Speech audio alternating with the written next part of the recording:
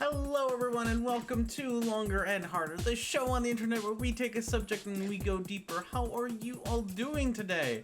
Hope you're having yourselves a wonderful Sunday afternoon, evening, or if you're in the future, whatever day you're in. Hope you're having a wonderful day.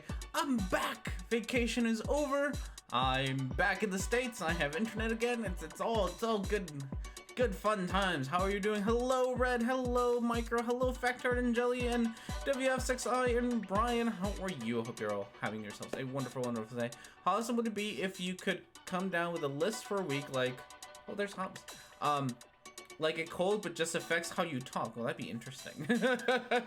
Is the music still on? Oh goodness gracious, I thought I'd turn that off. These things, what music is on? Oh goodness, am I playing? Is that not copyright free? Goodness, nobody said anything about the music. We had like two different musics going at the same time. Oh no, part of that was copyrighted.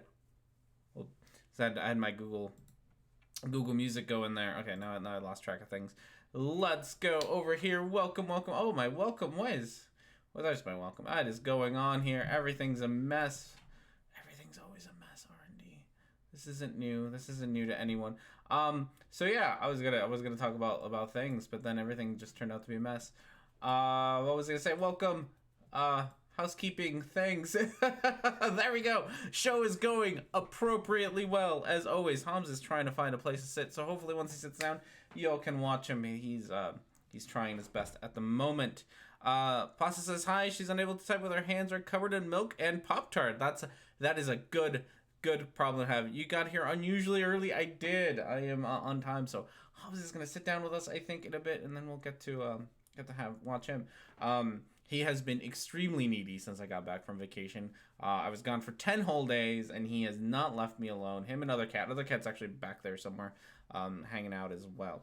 So with that said, jumping into housekeeping. There will be a video out today, I promise, because it's mostly, the script is mostly done. I just have to record, and it's going to be a quickie, so recording is just me talking to a microphone, and that's about it. So we'll have a quickie. It's going to be on Serious Skeptic, and it's going to be on transgender athletes, because I've been wanting to make that video for a while, and I decided to just get down to business and do it. So that's going to be a thing that happens. Oh, there's Hobbs. We'll move this so that you all can see him rather than me. There he is. Is that light too much for you, buddy? Here, we'll turn that off for you. There you go. You don't have to look straight into that light.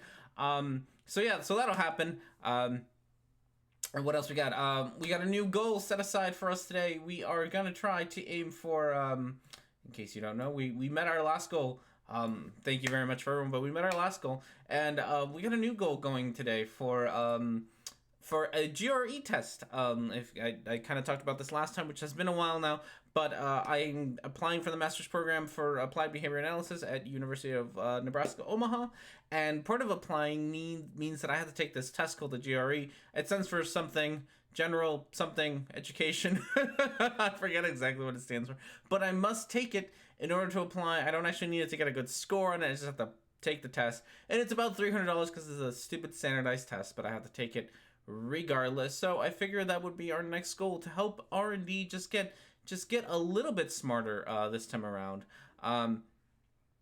So that's kind of the goal at this point. Make R&D a little bit smarter today. So if you would like to help donate, super chats go straight to that, and so do patrons and all that. So we got our last patrons. Thank you very much for patrons. But patrons, super chat, all go straight into helping R&D become a smarter individual and get his master's in psychology. So I can talk about more psychology things all the time, because I know how much you all love it when we talk about psychology things. So that's that. What else we got for housekeeping? I think that might be more or less increase R&D's in score, pretty much.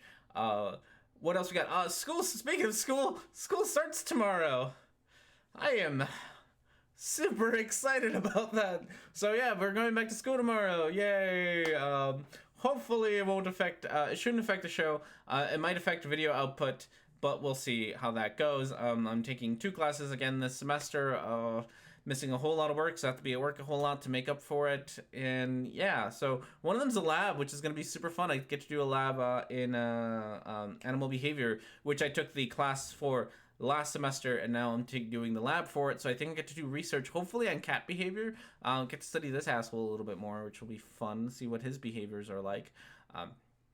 So hopefully we'll be doing that soon, and then also social psychology, which should be interesting. Get to learn more about psychology things, which is always fun. Psychology is always a fun subject that I am truly loving learning more about. So that is going to be a whole thing. Already been teaching 2 weeks already. Oh yeah, I know some places already started. Omaha started back in August 13th, August 14th, something like that. Schools in Omaha Public Schools started. I know some states are weird, like Wisconsin's super weird. In Wisconsin, you can't start school until after Labor Day, so they don't start school until next week or the week after, forget which. So they still have a little bit longer before school starts. But yeah, some places have already started. I don't start until Monday. Monday's my first class at 11 o'clock. It'll be fun. Let's see if we can when school starts, commuting is gonna get fucked up. Yeah, commuting to work yesterday. Yes, not yesterday. Oh, buddy, you are in an awkward position. I can't quite see you. That's probably about as good as we're gonna get with him. Yeah, commuting has already been not fun, and I hate it. On the bright side, I have to be at work at like 7 in the morning every day to make up all the time that I miss for class. So, no one's on the road. It's great. It's fantastic. It's wonderful. Okay, so with that said, I think that's it for housekeeping. So, moving on to beer of the week. We have ourselves an Alaskan beer, because why not? Because I was just there, in case you weren't following me on the Twitters or whatnots. I was in Alaska for 7 days. I started off, I did a cruise from Whittier down to Vancouver. It was a lot of fun. Got to watch some glaciers before they go extinct. So that was both extremely cool to see glaciers and extremely depressing all at the same time. Because most of the things that people talked about, like our tour guides and stuff talked about, were like, oh yeah, this glacier used to come out to like halfway through the bay back like 10 years ago, and now it's up in the hills and you can barely see it. And it was kind of very depressing in that way. So that was a thing that depressed the shit out of me. But besides that, there was some beer. That's not a beer, that's a bear. So we did try some beers. I did one beer tasting on the cruise ship, which was Alaskan Brewing Company, which is the one we're going to try. They're based off of Juneau. I tried to go to their brewery, but they had like Juneau is a dumb city. A lot of the cities that I went to were kind of dumb cities. Juneau is one of them. It was a little dumb where they had like an outpost or a depot or something where it was pretty much a gift shop, and then you had to pay for like extra to go take like a tour of their brewery. I didn't really want to go take a tour of their brewery. I've been to enough breweries. I know what that's like. I just wanted to try out some of their different beers. But on the cruise, I did get to try some of their beers. So this is one of... I don't know if this was one of them. I'm pretty sure this was not one of them, but it turns out they sell it locally. I did find one really good brewery in Juneau. And I wish I had the space in my my bag, my carry-ons to do it. It was called Devil's Brewing Company or Devil's Brew, something like that. It was also in Juneau. It was kind of like way back out past all the whatchamacallit, all the touristy trap things near the front, all the jewelry stores and gift shop. It was kind of way in the back. It was really good. They had some really good brews. And I found out there that in Alaska, I don't know if it's Alaska proper or just Juneau. I didn't quite get an answer on this. You can't... breweries can only pour 36 ounces of beer per day per customer. So you pretty much get 3 beers and that's it. If you want to like drink at the brewery, that's all they're allowed to do. I'm guessing a lot of the bars in Juneau were like, we don't want competition by breweries, so they put up this silly little law. I don't know if it's an Alaska thing or a Juneau thing, but I did find that out at this brewery, which I thought was really stupid. But that was it. But they had really good beer. They only sold it in growlers, and I'd have to buy a growler and then hope that it didn't explode in my suitcase, and I wasn't about to risk that. So we didn't bring any home, but they were good. They were really the only delicious one. There was another one that I found in Skagway, but I don't remember the name of that one. It wasn't quite as good as I had hoped, so it wasn't memorable enough for me to bring any. And then lastly was an Alaskan brew. Like I said, you can actually buy. I bought this here in Nebraska, so you can buy this nearby. But let's see what it has to say. Alaskan White Ales has a soft, slightly sweet base with a unique spice aroma of coriander and crisp. Oh, I did try this one. I remember the coriander bit. Citrus finish of orange peel, a light and effervescent body combined with a smooth palate creates a complex and delicate beer that is deliciously refreshing in any season. So I will say, one of their nicer beers, Alaskan beers, and I didn't get it because I think it's a little too light, but their Kolsch, which has like a killer whale on it, is really, really good with fish. That is one of the things that I found out on the cruise, is Kolsch goes really well with fish, which is very, very nice to know. So I drank a lot of it because it went with all the fish. So it's a Nebraskan beer. It is a Nebraskan beer. So see if we can get the color of it. It's very, very light, practically see-through, almost Corona light, which I don't like, but you know, whatever. It's summer. We'll get a light beer in. Like I said, I already had that beer before. It tastes about like a Corona does. I'm not gonna lie. It is not the most creative thing in the world. I did an Alaskan blonde once. She also smelled of coriander. I love that. If you ever see an orca in the wild, I'll cry. I did get to see orcas in the wild. They were fantastic. So I guess we'll talk about trips here, or once we get to voting, I'll start to talk a little bit more about my trip. For the 5 minutes I have to fill for that to happen. But I did get to see orcas. They're really cool. So yeah, it's flavorful, it's good, it's not bad, 6 out of 10, not the best beer in the world, good summer beer, it's all right, 6 out of 10, not much to say about this beer. That's pretty much all I got. All right, we'll get down to voting for what crazy shit are we gonna talk about today. Our video options include The Truman Show by ODD TV, Alpha Males by Joe Rogan, Can't Be a Flat Earther by Owen Benjamin. I kind of switched that one out. It used to be a different Owen Benjamin video, but I found this other one called where he kind of has a nervous breakdown about being a flat earther, and it's hilarious. So I figured we could also watch that one together. Free Speech by Survival Life, Charlottesville Live by PragerU, Global Warming by David Icke, and Millennials and the Church by Paul and Morgan. We have a lot of fun things to talk about today. So with that said, let's see if I can get. I also forgot to get Cloud. I saw Cloudbot's there, so I know he's there. But let's get him actually. Where's the polls? Get him actually voting. So if you would like to vote, you can vote right there. All you got to do is do upside down eye, vote, and then the number that you like to vote for. Pick one of those. You only get to vote once. All sorts of fun things. Paul and Morgan already off to a good start. As everybody loves Paul and Morgan. They are hilarious. They are a palate cleanser, if nothing else.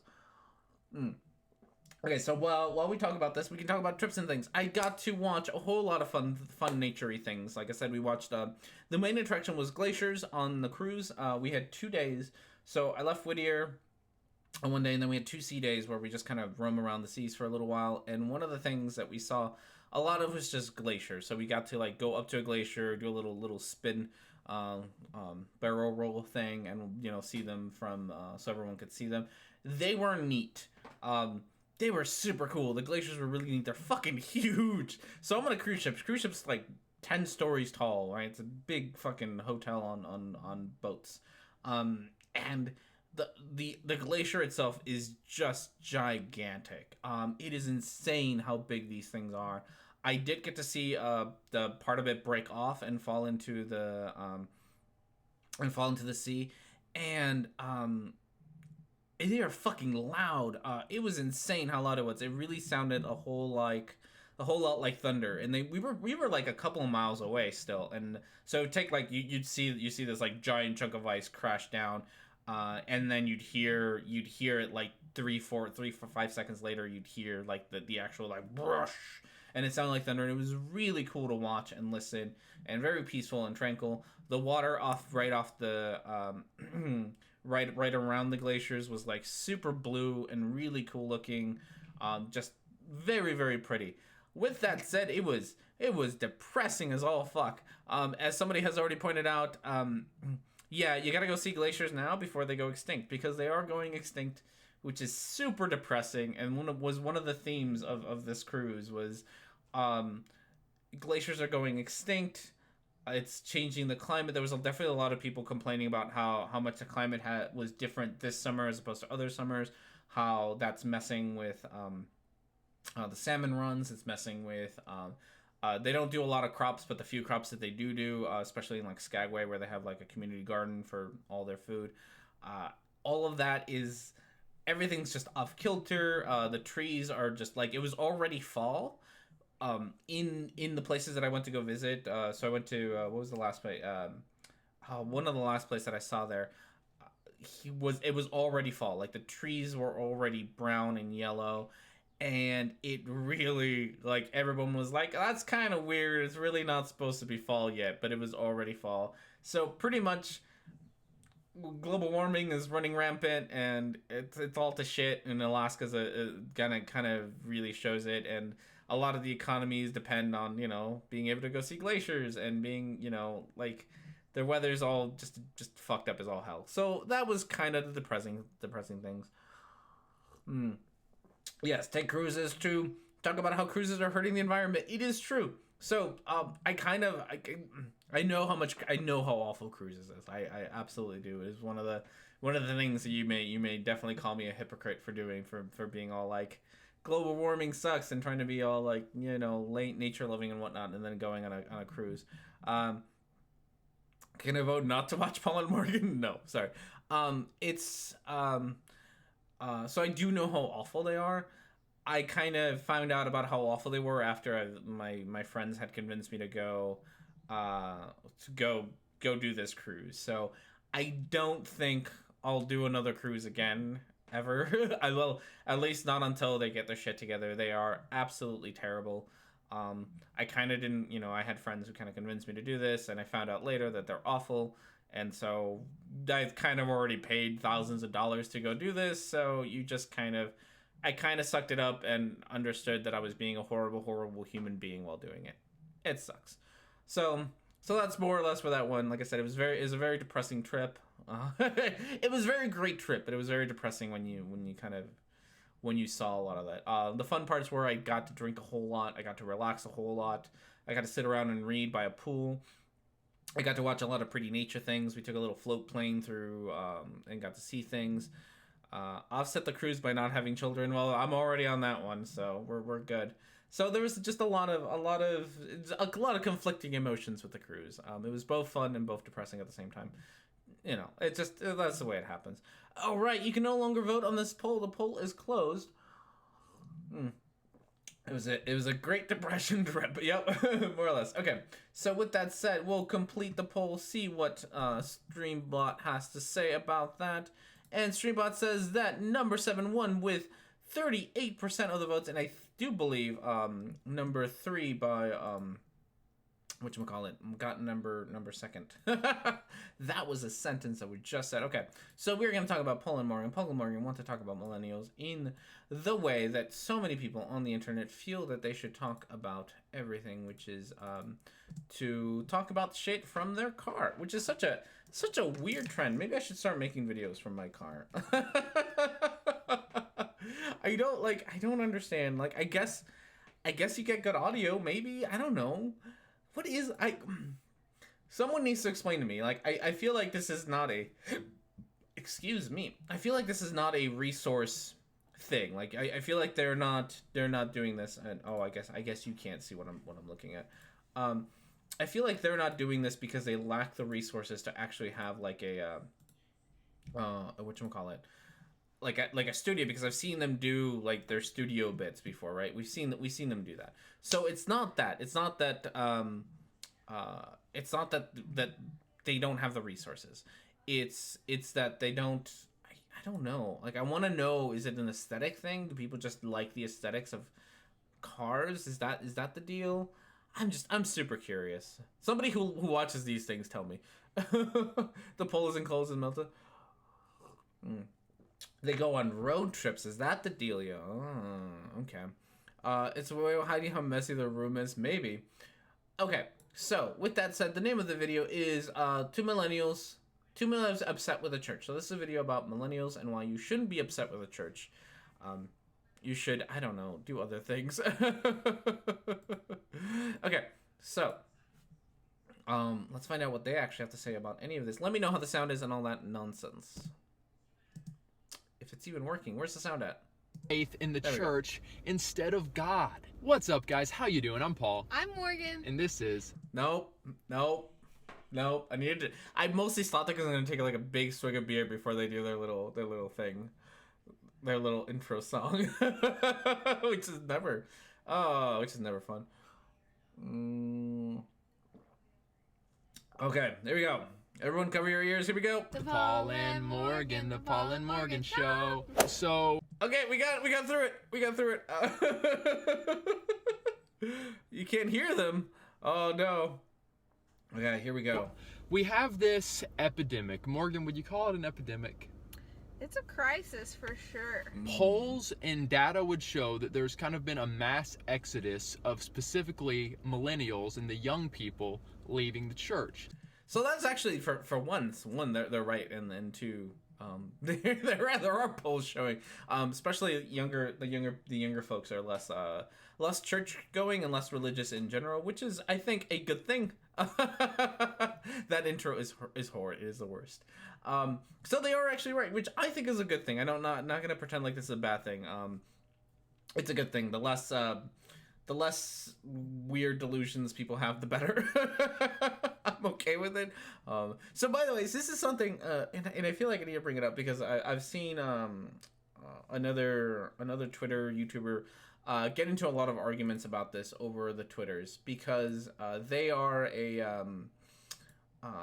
a theist and they have been getting into fights with anti-theists. If you don't know what an anti-theist is, that's just someone who's against theism. So yeah, no, I don't know. Your opinion about that. About whether you whether you are pro or against theism. I kind of go on the route of if your theism is causing harm, it's probably a bad thing. Also, the more I like, if you have ideas that aren't based on evidence, it kind of informs your other ideas. Like your mind isn't like, we like to compartmentalize. There's a word, compartmentalize. That's not how you say that. We like to compartmentalize the our ideas, right? So we have like our church ideas on one hand, and we have our like our our other ideas on the other, and many times they can that is a strange way to say theism is bad. It is a very strange way to say theism is bad. Because and I'll get to why I'm saying it in such a weird way. So we do this, and we have we compartmentalize our ideas. However, that doesn't mean our ideas don't inform each other, right? Just having one idea that's not based on evidence informs other ideas and makes you susceptible to have other ideas that aren't informed by evidence. So why am I saying this in such a weird way? Because I think there's sort of anti-theism, which is theism is bad, and I can agree with that. I think theism is kind of bad. I think holding ideas without evidence is bad in general. It's just not a good thing to have. However, I think a lot of people take this to be like not just theism is bad, but theists are bad, and that's a bit of a, not all theists are bad people, right? Some theists are really just whatever, they go to church every once in a while. They're happy to say grace over Christmas dinner or Christmas or Thanksgiving dinners or whatever, right? But they're not necessarily the harmful theists, and I don't think all theists are harmful. But I do think that holding theistic ideas can be harmful. I think part of that is that we have kind of like cultural theists, all right? Some of them are just not good. That's true. The idea is bad, and people can be ignorant. Can be ignorant about ideas. Yep. So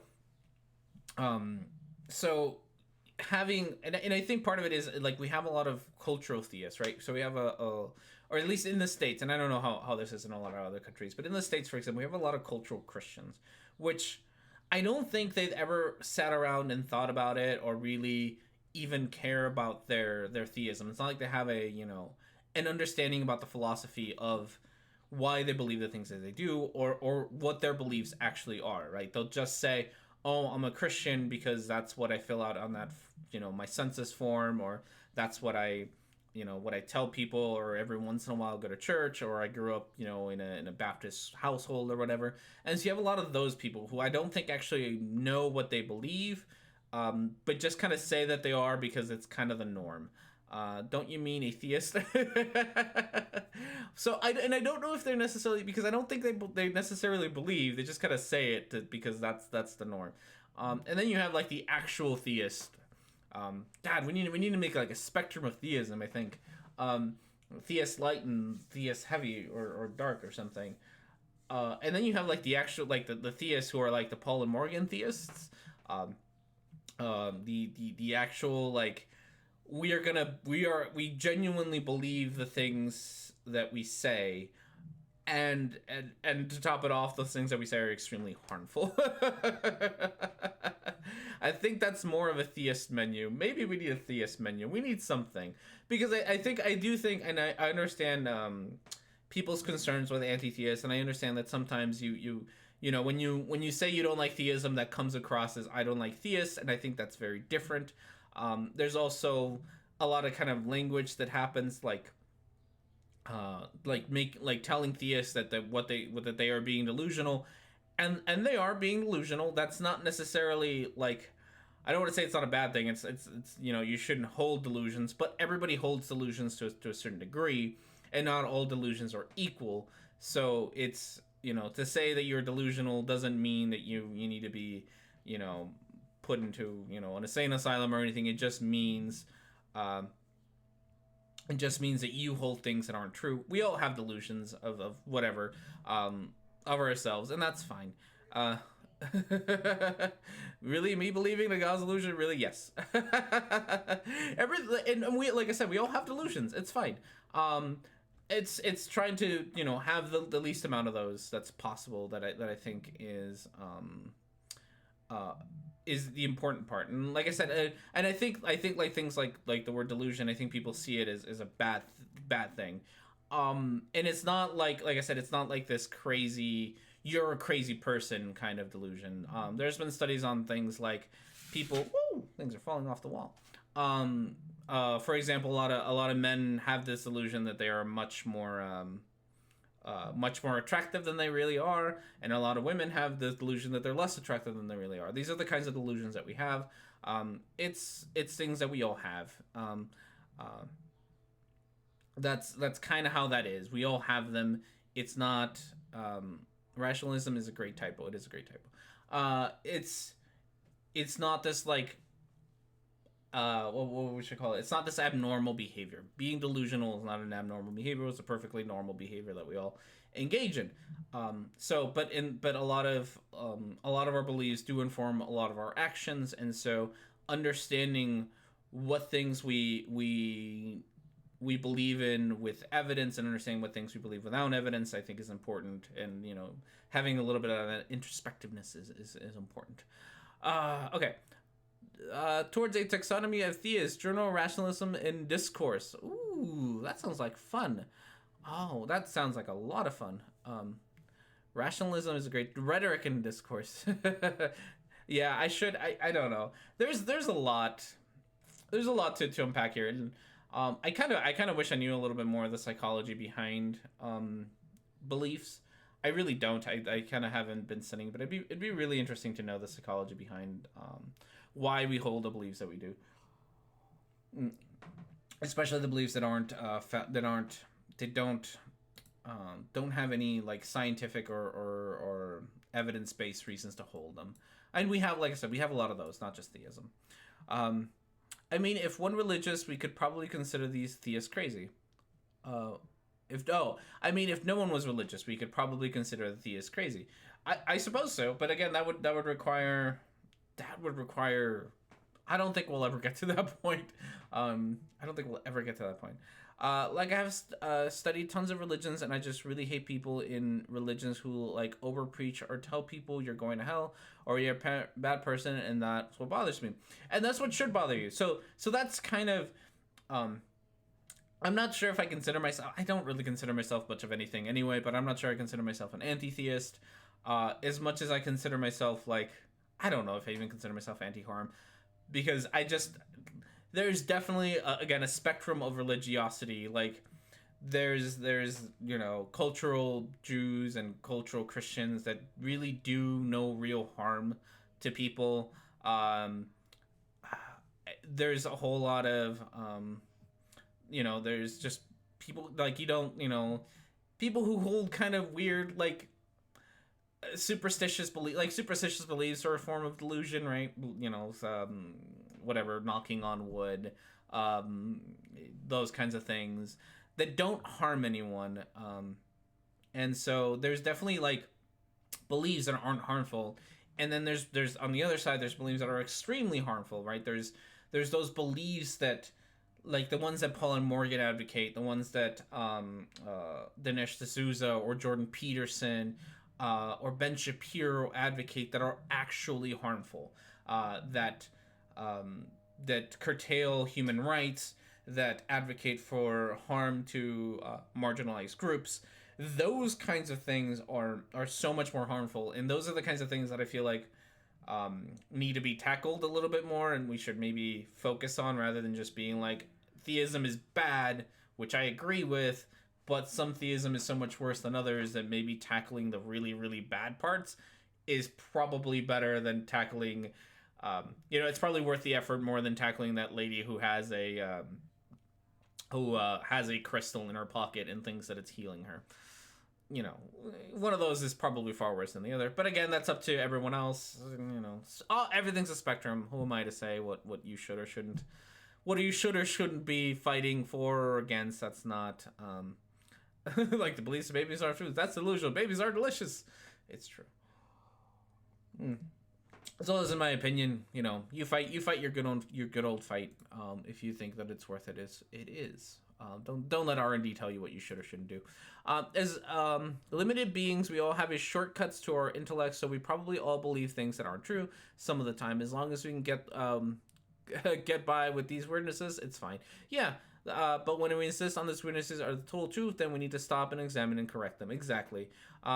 It's definitely a like saying that we all believe in things that aren't true. We all have delusions. That's just the way it goes. Okay, with that said, let's talk about let's see what more these guys have to say.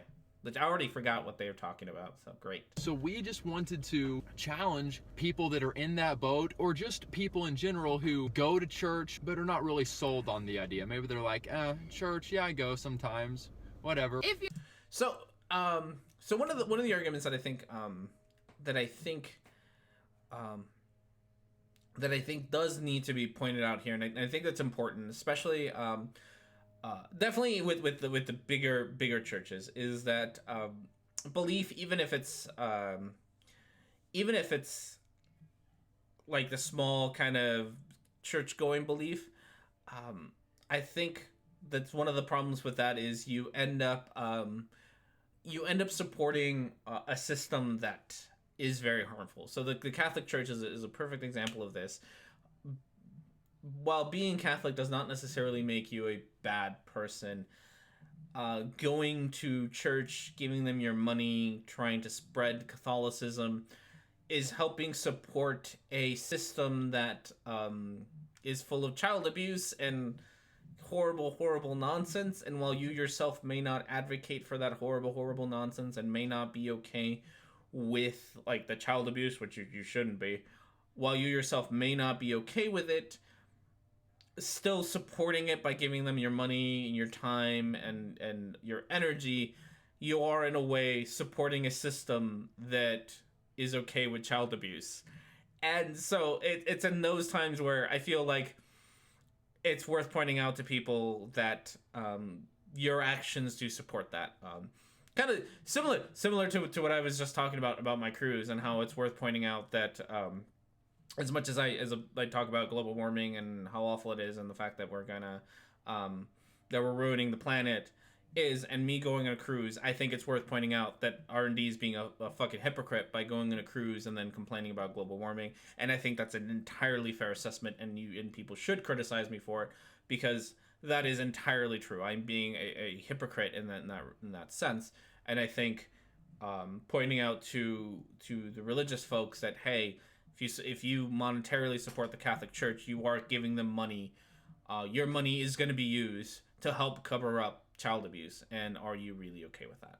The fact that church covered that up sickens me. They should be stood up and said, what the fuck, punish those people. I do not see how the church let that go,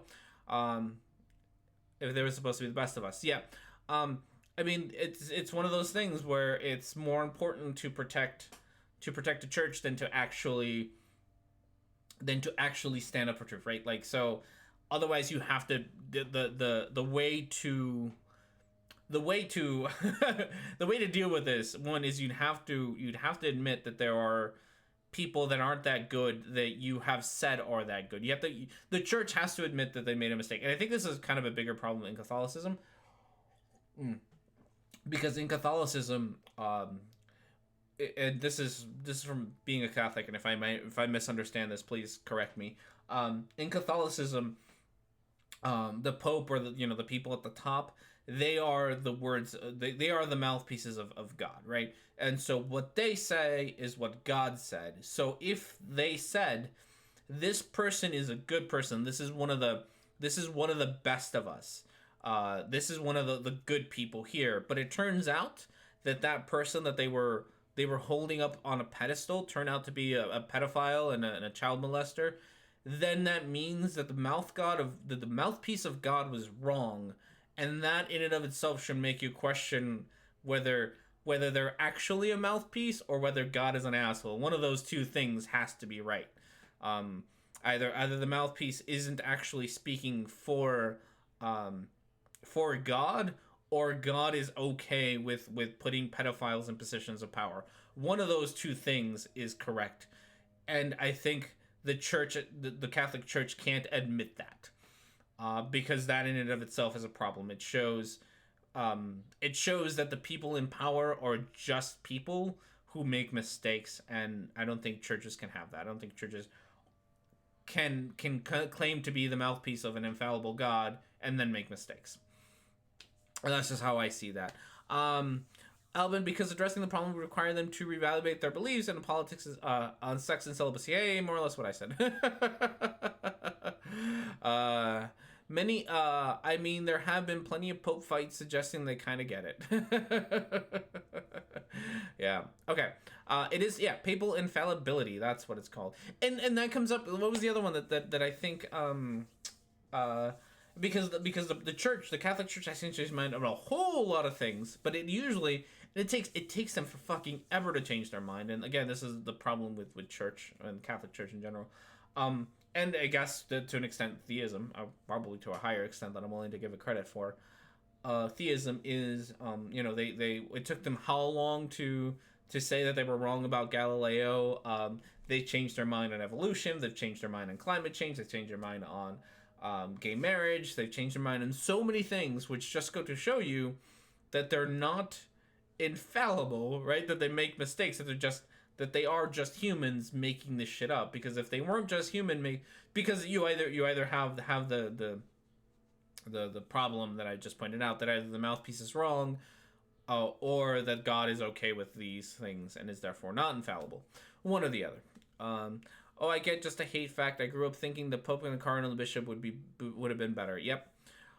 Bridget is okay now, guys. All rejoice. The Pope said it. Did he really? Did the Pope say masturbation is okay now? Woo! That's an interesting one. I did not know that. I definitely grew up in a household where it was not okay. And that fucks up with your teenage years, I'll tell you that much. It fucks up with your college years a whole lot to think that you're not supposed to have sex outside of marriage. God, does that mess with you? It is not. That guilt trip is not a fun guilt trip to go through. All right, with that said, let's listen to a little bit more of Paul and Morgan. If you're new to this channel, make sure you subscribe. We make Christian advice videos on life, love, and dating to help you have hope and be free. Here's the thing, when you really look at it and you really dive into people's stories, especially people who have completely turned from the faith and completely turned from God, a lot of times what you hear is these people had put their faith. So I'm going to make a prediction here, which is going to be probably one of those stories, like you hear all the time about why people are atheists, right? So people have a hard time understanding why people are atheists, at least the intellectual reasons why people might be atheists. So they have to make all these excuses about why someone might become an atheist, and they come up with all these ridiculous stories about how, oh, they were once, good Christians, but then, something bad happened to them, and they question the church, or what's that movie? God's Not Dead is a great example of this, where the main character, spoiler alerts for God's Not Dead. I don't know, fucking go watch it, by the way.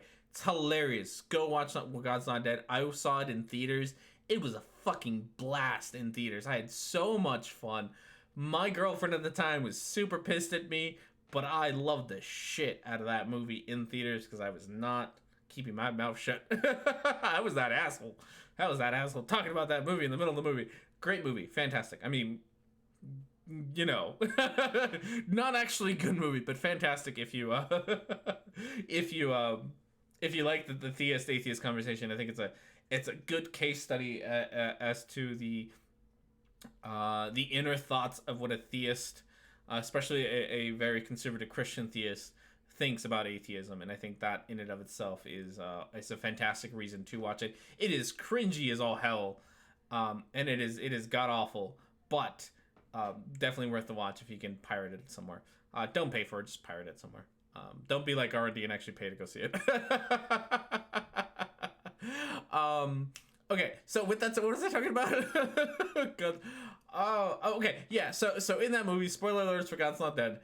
In that movie, Hercules, I forget the character's name, but the guy who plays Hercules, whatever his name is, the actor's name is. So Hercules is an atheist. And he's an absolute asshole. And his excuse for being an atheist is that Kevin Sorbo, thank you, Kevin Sorbo's character.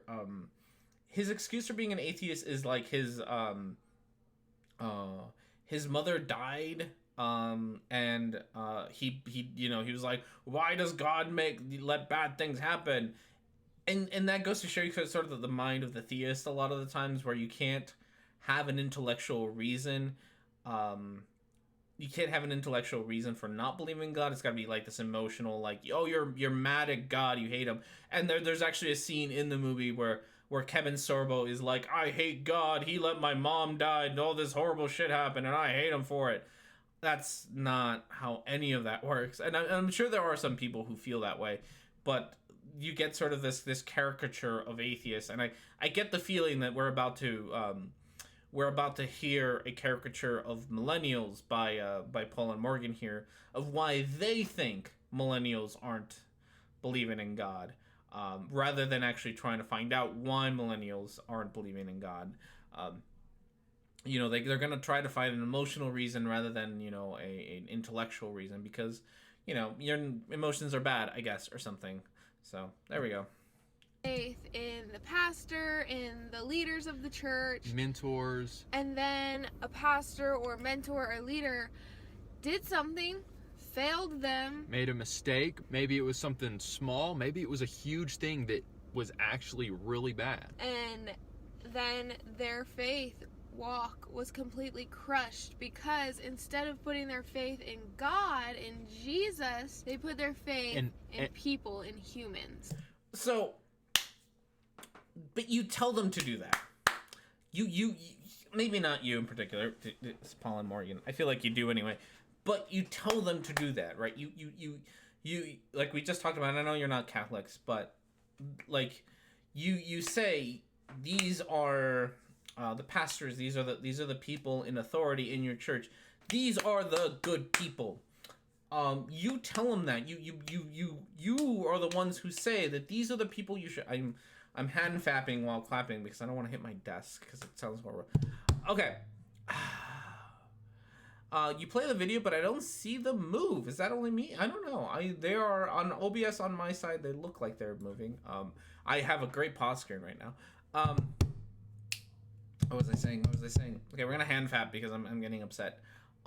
You are the ones who promote this idea that pastors and the clergymen, they are the best. They are the ones that are chosen by God to lead you. If you didn't push that idea, then this wouldn't be a problem, but you do, right? You set up a hierarchy. No one outside of your church or no one outside of your religion set up that hierarchy for you. You did it yourself. You set up this hierarchy where you have people at the top telling people at the bottom what to do, what to think, how to act, all of this stuff. You are the ones who set this up, and then you are complaining that the system fails, and it's not that the system is failing, it's that you didn't have enough faith in God. If all that you needed was faith in God, then you wouldn't have this stupid system set up in the first place. You set it up, it fails, it's your fault. Right?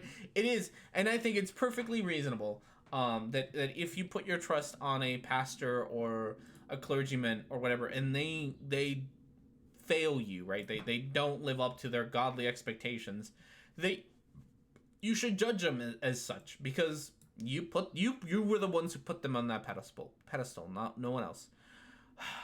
Okay. She's hungover looking in the sun. She might be.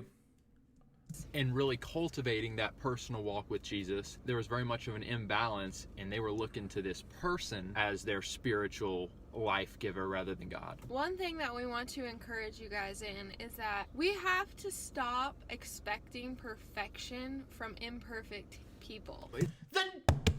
Then stop making your crappy ass videos. This kind of pisses me off because this is exactly what you do. Paul and Morgan, this is what you do. You make all these advice videos expecting perfection out of people about how they shouldn't, have sex outside of marriage, how they need to act in certain ways, how godly they should be expecting. You are the ones setting up these expectations, Paul and Morgan. If you don't want people to demand perfection from themselves, how about you don't demand perfection from them? It's really that simple. Don't perpetuate this idea yourself, because it's pretty much what you are doing. No one is perfect. You are correct. Alpha? Someone get R&D a drawing. I am getting upset at these guys. Like, the hypocrisy here is insane. It's ridiculous how hypocritical they are. That they feel the need to be like, yeah, no one's perfect, but here, let me make YouTube videos about how you can be a more perfect person in our opinion about God. It is very, very infuriating. Okay. All right, here we go. It's interesting because I do feel like so many Christians put the church and the high ups in the church on this almost extreme pedestal. Yes, the Bible says we're supposed to respect the church leaders and that they do have, a special platform, but it's almost like your book says so. That's, you admit it. Like, this should be the things, Paul, that should be making you think, Paul. The fact that your book, your Bible says we should put these people on a pedestal, but then you're like, oh, if we do that, we get these horrible consequences. Paul, this should make you think. This should make you think that maybe the things that you believe in are a little fucking wacky. Because they don't, you see the trouble with this. You see the trouble with putting people up on pedestals, with setting up this hierarchy, but it's your very own book that set this up for you. we're like, they're the untouchables, they're the holy, and we're kind of down here and they're up there, and if they make a mistake, oh no, get out, run, panic. And then I'm sorry, I'm trying to silence my phone here, because Sean Hufford is being Sean Hufford. No, go back. Schoenhofer is being Schoenhofer. Then don't set up the system like this, right? Like, you want to blame everyone else for the failings of your system when it's a system that is failing, not everyone else for putting faith in the system that you set up. It's kind of like an inverse. It's an inverse AA, Alcoholics Anonymous, like an inverse. You kind of inverted that, which is kind of funny. But yeah, if you don't want people, if you don't think that people should put their faith onto the system that you have created, how about you dismantle that system? How about you dismantle churches or the idea of pastors or the idea of any of this? How about you just get rid of that and say, and because if you think that that's the problem, get rid of it. The system cannot fail. You can only fail the system. Exactly. This is kind of an inverse of that,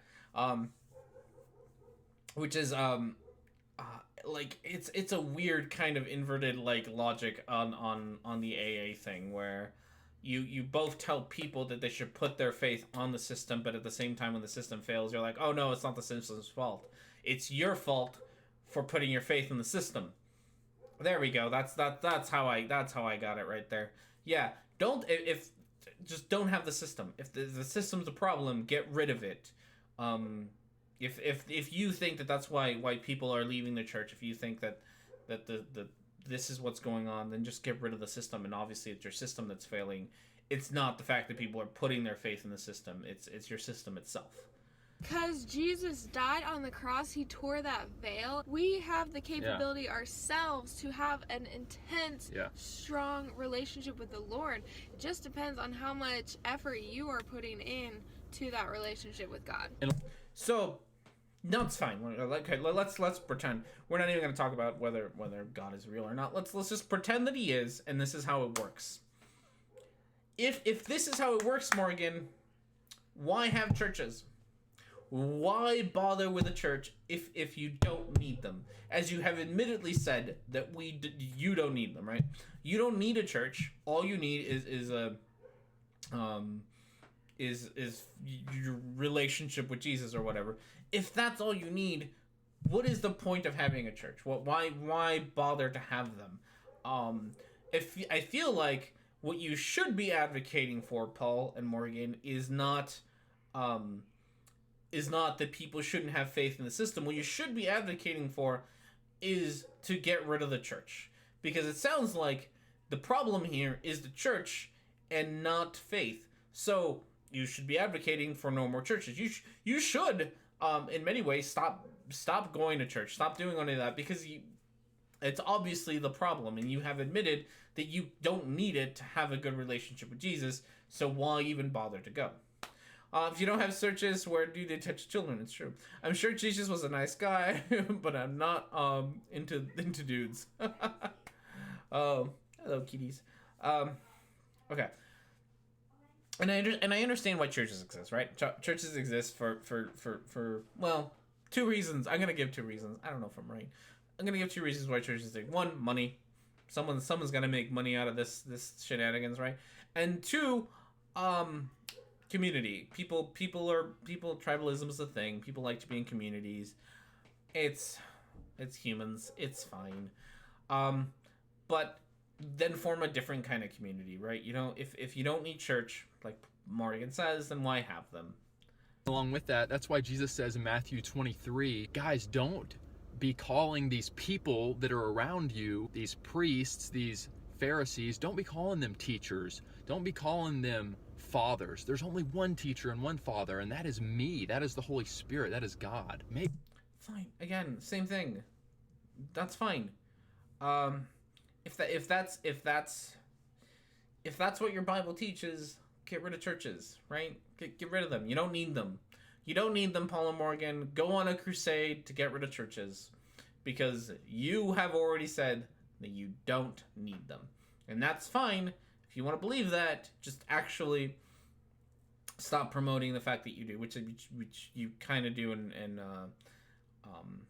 I'm sure that you go to church. I'm sure that you're part of church groups and all that nonsense. I think I've seen you be part of bring in other people from your church groups. You've seen this. You do this So bit of hypocrisy there. Make sure you're cultivating, first and foremost, your walk with the Lord. When the Apostle Paul had his conversion in the New Testament, it says that he went off and for a good chunk of time, he sought the Lord for his own. He developed his faith. He came to know the Lord, but then he went back and he got plugged into the body. So there's this twofold thing: intimate walk with the Lord by yourself, and then get back to the body, and that way you can encourage the body with what the Lord is doing in your own heart. You can't. Paul, you just said the opposite of what you just said. You're annoying, Paul. You just said the complete opposite of what you had said before, right? Like, if what you are saying now, Paul, is that you have to have these people. You have these people who go and have a walk with God, and then they go and do churchy, and then they do they do the church thing, right? They go back into the system. But at the same time, you're telling me that I shouldn't trust the system. You need to make up your mind, Paul. Which one is it? Should I trust the system? Should I not trust the system? Morgan seems to be of the mentality that you don't need the church. So why need the church, right? You shouldn't need to, right? The church right now, if Morgan's correct, is irrelevant. You should, every individual out there should be able to go and have their own walk with Jesus or whatever, right? And be able to, on their own, follow in their footsteps or whatever, and they shouldn't need any guidance, because that's what Morgan says. But you are telling us something different. I just don't know. And you can let the body encourage you. The other thing we want to stress is so many people are just kind of dropping off out of the church. They're saying, yeah, I'm a Christian, but it's not important that I'm really plugged into a church, really plugged into a body of believers or fellowshipping. Guys, not only... Paul! Son of a bitch, Paul. You, again, why do you feel the need to contradict yourself? I know why, cognitive dissonance and all that nonsense. Paul, what you are saying is the opposite of your first message. You were early telling us that you shouldn't be relying on the church, and now all of a sudden, you think that it's important to be part of the church, that the problem... So earlier, at the beginning of the video, your problem was that people relied too much on church, and now you're saying people don't rely enough on church, that they just believe but don't want to be plugged in with the church and want to do their own thing. Where before you were like, oh no, people rely too much on church and they need to do their own thing. You need to make up... I am getting angry. Paul, you are annoying. Gosh. Oh. I need a jacket to heaven. Something is... There's like there's a Matrix joke in there somewhere. Oh, there's probably a sex joke in there somewhere too.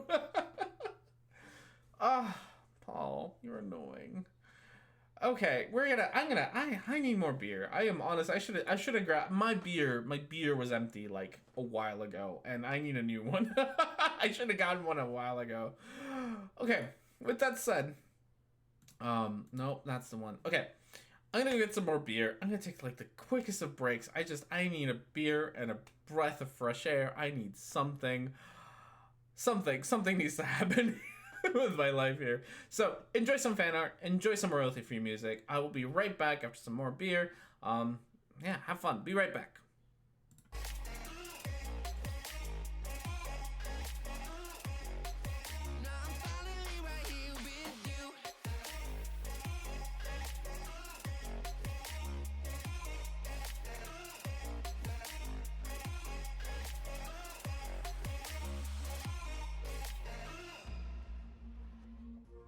Voices getting nearer, heart is pumping, thoughts are running wild. We got a good thing going, why we gotta feel amplified. Staying to the morning, countless hours spending by your side. You look at me, I'm soaring, seeing all the truth behind your eyes. See you, for a moment even hope that I can feel you. I see you, all that I wanted was to tell you that I need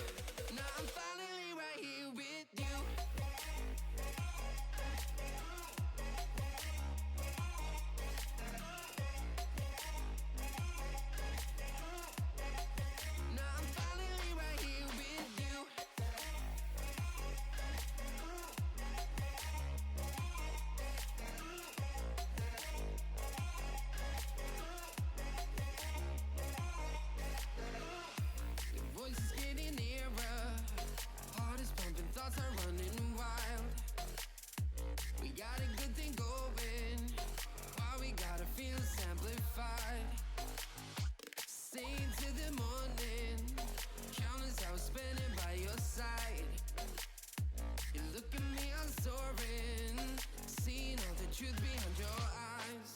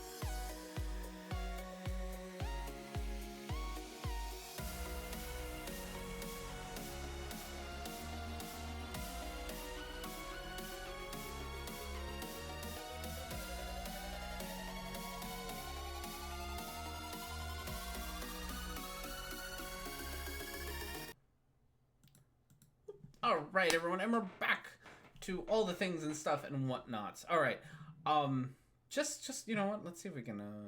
Can I bring that up without doxing myself? Let's find out. Okay, we'll do this the professional mode. But I was just on the Twitters when I realized that there is potentially a good video on the topic on the Twitters. So let's see if I can. Nope, that's the live chat. Don't want that. What do I want? Twitters. There we go. Does this dox me? Does this dox me a whole lot? No, it does not. Okay, perfect. So we're gonna. I think this video is probably very very relevant here, which is it looks like oh no, what did you do? There we go. Fuck you, Twitter. Which is this guy here, which is during his appearance, the Jim Baker show yesterday, Pastor Hank Kuhnman suddenly received a word from God about a pathetic thumb drive. I think this is relevant because we're talking about sort of the importance of people give people, yeah, rather than Jesus himself. And I think this goes to show you what the problem of that is. And I do think that Paul and Morgan are right about people giving far too much far too much trust to people, not rather than God, but far too much trust to people that they are God's mouthpiece. And I think this is probably going to be a good example of this nonsense. So let's listen to it. I'm putting my thumb upon the diabolical deeds of those who have stood before me, and look for a sign, a thumb drive. When this appears, it shall be a sign of my thumb, the finger of God that has been and is upon this nation, to expose, that this land shall come into a season where it shall rest. For the trumpet shall be louder, and the voice of the trumpet through trump shall even blast louder, and it shall outweigh the anger and that which is against it. But What? Okay, this is good. This is good. then there shall come the season of restoration, and it shall be known as the hour of payback, where I shall bring back the commandments, prayer in school. I will bring back, God says, the right for the unborn to live, and it shall be outlawed in your land, says the Spirit of God. Hallelujah. Watch what I do in the season of the trumpet that blows over the next few years, but the recompense that shall be shifted into this nation as a sign of restoration and payback, says the Lord. Praise. All right, well, that was fun and charming. So there we go. Paul and Morgan, good example of why you, and rather than blaming people. Yeah, I do have a notification. I'll read it later. While we're looking at Twitter, we were just watching a video of a guy having a prophetic vision, or prophetic whatever from God about a thumb drive. And how this thumb drive is somehow going to make Trump better or something. No, look at it now. So I just wanted to use an example. This is probably the problem that Paul and Morgan are talking about, right? That prosthetic vision. I do like that one. Prosthetic vision. This I think is a problem that Paul and Morgan are talking about, that people put far too much credence on humans saying shit about their God, rather than blaming the people who are, having these prosthetic visions, or these pastors or clergymen, rather than blaming them for the problems, they're blaming you for trusting in the people that Paul and Morgan are telling you to trust in. And then that's where we kind of left off, where Paul and Morgan have before been telling us, oh, don't trust these people over here. They're just humans, part of the church. Now they're kind of doubling back and being like, but you need the church. So I'm really curious at how they're going to try to balance this nonsense. Not only do we have stuff to give that God wants us to be pouring into other people, but we need that encouragement. We need that fellowship. Paul says in Hebrews 10, and let us consider how we may spur one another on toward love and good deeds, not giving up meeting together, as some are in the habit of doing, but encouraging one another, and all the more as you see the day approaching. And whether that is meeting together with one Christian, 2 Christians, 5 Christians on a regular basis and fellowshipping, or a church of 1,000 people, make sure that we're not forsaking meeting together. Another thing that we really Paul, you need to make up your mind, buddy. You really do. want to push to you guys, we can't let every little offense and every little, oh, that doesn't seem right thing shut us off and turn us from the church. Worship is so just not my style. The preaching is either way too boring or it's way too flashy. There are so many things that could be wrong or annoying or whatever. So many little things that could set you off if you allow your heart to be that way. I don't even know. Pathetic pancreatic vision. It's a kind of vision. That is not the heart of Christ. And guys, we can be guilty. So why is it not the heart of Christ? I'm actually very curious about this, because I'm always curious about the way that you two approach your religion, Paul and Morgan. Because you've done this now, and you've done this in the past, where you're very much so in the like follow what your heart says, walk with Jesus, do the things, right? Unless it disagrees with you. And I'm really curious, right? If I am, let's for a second pretend, if I am walking with the Lord, right, and I truly believe that he's walking with me, he's inside of me, or whatever weird analogy you'll use. And he tells me that I should be annoyed with flashy churches, or I should be annoyed with boring sermons, or I should be annoyed. Why should, I feel like you're contradicting yourself, because you're just full of contradictions. Why isn't that not Jesus telling me that this is a bad place for me to be, right? Why is it not Jesus sending me little text messages being like, oh no, you shouldn't be part of this church because it is boring, or oh no, you shouldn't be part of this church because it is too flashy. What makes your interpretation of what a church should be, or what a sermon should be, or what a church life should be like? Why is your interpretation better than mine? I'm really curious.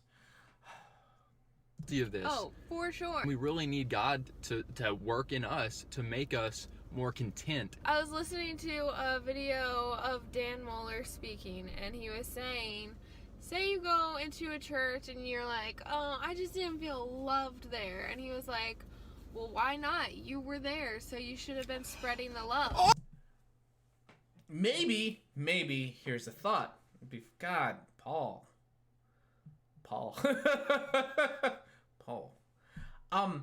Why not, right? Okay, now I forgot what I'm saying.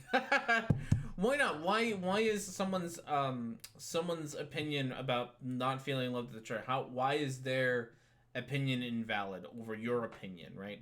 Why is that not Jesus telling them this is not a loving place to be? What makes your opinion on that better than everyone else? It is a great screen cap. I'm actually, you know what? Screw that. This is now going to be the thumbnail for thumbnail for this video found. Thank you. And he has such a good point.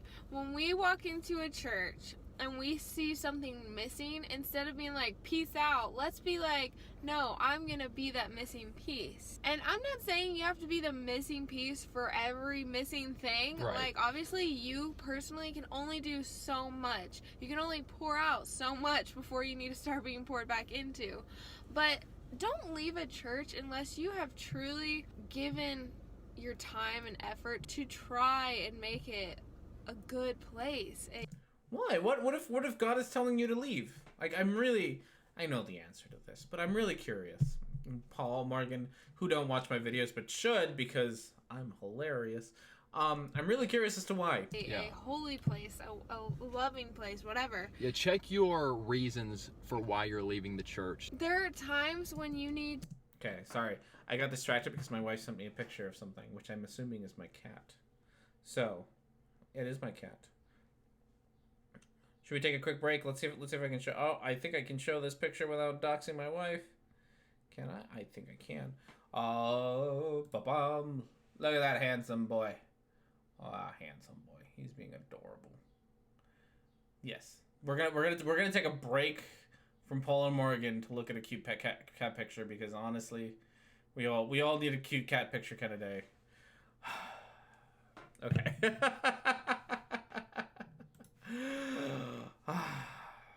Okay, here we go.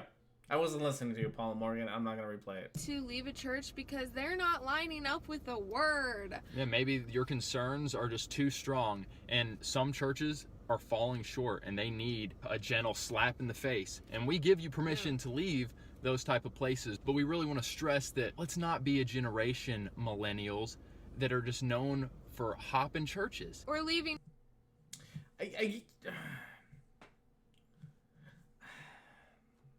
Doxing your wife, she has been in the stream already. More like her name was gonna appear. It's the name part. There is a book called The Missing Piece. That one was, oh goodness. When things get hard. Or just separating ourselves from church altogether and saying, I'm a Christian, but I don't need a church body. I don't need fellowship. But you said that was okay. Well, not you, Paul. Morgan said that was okay. Morgan said that was cool. Morgan earlier, and I don't want to rewind because I don't want to watch your video again. Morgan earlier said you didn't need the church, right? That all you needed was your walk with Christ. So why not be that generation of people who don't need the church? Because Morgan has already said we don't need the church. Didn't you read a passage by Paul that said you don't need the church? Which is it? Guys, when things get hard, that's a lot of the times the most important time for you to stay at a church. Ooh. Morgan having a moment thinking about getting hard. I don't think they have sex. I really, really don't. the more I watch these two, I don't think they have intercourse. She's a Mormon, her opinion doesn't matter. I don't think they have sex. I really don't. Or if they do, it's gotta be extremely rare. Oh no, they're married. They're definitely married. I still don't think they have any. I don't. Like, the way they talk about sex, it makes me think that they don't have any. The way they talk about it. The videos that we have watched on the stream about sex with Paul and Morgan make me think that they don't actually engage in it. Like, I genuinely don't think that that's something in the repertoire. They hold hands. They hold hands and themselves. That's probably it. A lot of the time, Put that on a t-shirt and sell it in the church gift shop. stick around, push through, be a prayer warrior, be the leader that steps up. Like, so I don't know. So this is actually not necessarily church related, but something to do with sticking to places that don't like. I talked about this at some point or another a bit ago about sticking with organizations or sticking with places that you aren't unhappy with, right? On the one hand, they're not wrong, like, right? If there's a place that you like and you want to make it better, you have to push through all the nonsense, right? But at the same time, I have a really hard time advocating for people to do that, because your own sanity and your own, like, psychological well-being is, I feel like, much more important than making an organization better. It's up to everyone how, they balance that themselves, but I am personally, like, if it's detrimental to your own, mental health to be there, and you're just doing it to make the place better, you're probably better off leaving. I am definitely one. This is actually something that I've heard. So I have a friend of mine who's a little bit older than me, not quite a bit, but just a little bit older than I am. And when I met him, he had two jobs, like two different jobs. Like he worked at a video place when he was in his 20s, and then later on he worked at the same school that I worked at for a little while. So he had like two jobs, and both of these jobs had lasted him for like ever. He'd worked at them for like 10 years each, right? Just for a long time. And he was older, and so that's how he thought. Like, he told me about his dad, and his dad worked at like one job his whole life, and that was the job that he did for 40 years. And I've known, teachers who worked at one school, same classroom, same grade for 40 plus years. And that's kind of the way that older generations have done this. You work at one job and you just stick through it no matter what. And I have seen that sort of the younger generation, millennials, if you want to call us, whatever, we do tend to jump around because we're not willing to put up with shit. And I don't think that that's a bad thing, right? Like, you don't have to stick around places you're unhappy with just to try to make the place better or whatever. Like, it's okay to move around. And I think at this point it's kind of expected that you move around. I think probably the same thing goes for church. If you don't like your church, whatever. Christians don't take my opinion seriously. That's fine. You don't like your church for whatever reason, fucking leave it. You don't have to sit there and tolerate that nonsense. I've been in my job for 35 years, not doing the same work though. Yeah. So and I hear that, like I said, I hear that a lot. I hear like places where like people who have worked at one job for one time. I thought, God, how many jobs have I had? I've had more than this fingers. It's just a lot. Okay. People do leave churches, and they should. And I think it's okay to leave churches if you're unhappy with them. And that's fine. I don't think you have to, I would disagree with Paul and Morgan here that you have to sit around and make things better. You don't have to, especially if it comes at the detriment of your own mental health, which sometimes is the only solution, which sucks. All right, well, a little bit more Paul and Morgan here. don't just be like, oh, whoa, things are looking a little sticky. I am out of here. How is that going to grow the church, the body of Christ? You said earlier you don't need it. So shut up, Morgan. How's that You're gonna just grow? leaving. How's that gonna grow you? Yeah. I mean, think about how patient Jesus was with the disciples. There were so many times where they did stupid stuff, and what if Jesus would have been like, oh, I just can't anymore with you guys. I'm gonna go find 12 other disciples who are more perfect than you all. No, the Bible talks about Jesus being so patient with us, full of compassion and mercy. And that's how we're supposed to be too, imitators of Christ. That's good. That's good. Morgan, leave that in when you're editing this. That is a smug ass face.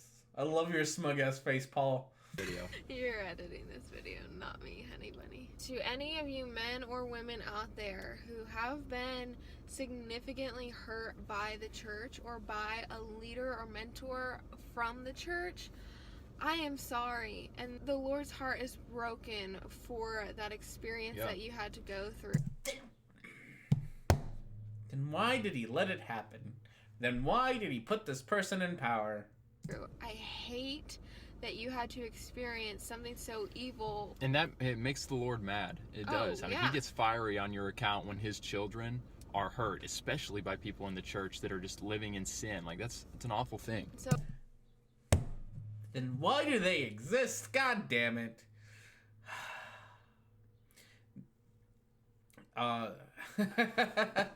Lord, maybe you should have done something. Yeah, maybe do something about it. Maybe instead of just being pissed, the Jesus Lord person, maybe do something about it, right? Like, if this, God, this is annoying, because, God, Paul, if God is really, really, really upset about this, right? If God is really all fired up because some shit happened to you in church, 1, why did he let it happen? 2, why isn't he doing something about it? 3, why did he put someone in power to do that shit? Check Discord, I made a thing. Okay. Like, do something about it. Don't just sit there and be angry about it. Like, unnecessary, or not necessarily necessary. Just do a thing. Oh my goodness, that's a great one. Okay, I will show this. Don't, I can't. Okay, I gotta show this because this is way too funny. I got this. Micro's distracting me, so blame Micro for this. For this this tangent, because it's all his fault. It is fucking hilarious. It is the best. Okay. Let's make this just a tad bit. There we go. Okay. So Micro new fan art, which I think is gonna become fan art, is fantastic. Look at that. This is great. I love it. I do love this. This is the best. It is nonsense. That is a great image of Paul right there, Paul. Oh goodness. All right, we can. I don't remember why I was mad at you, Paul. I don't even remember anymore. I was mad at you, but not anymore.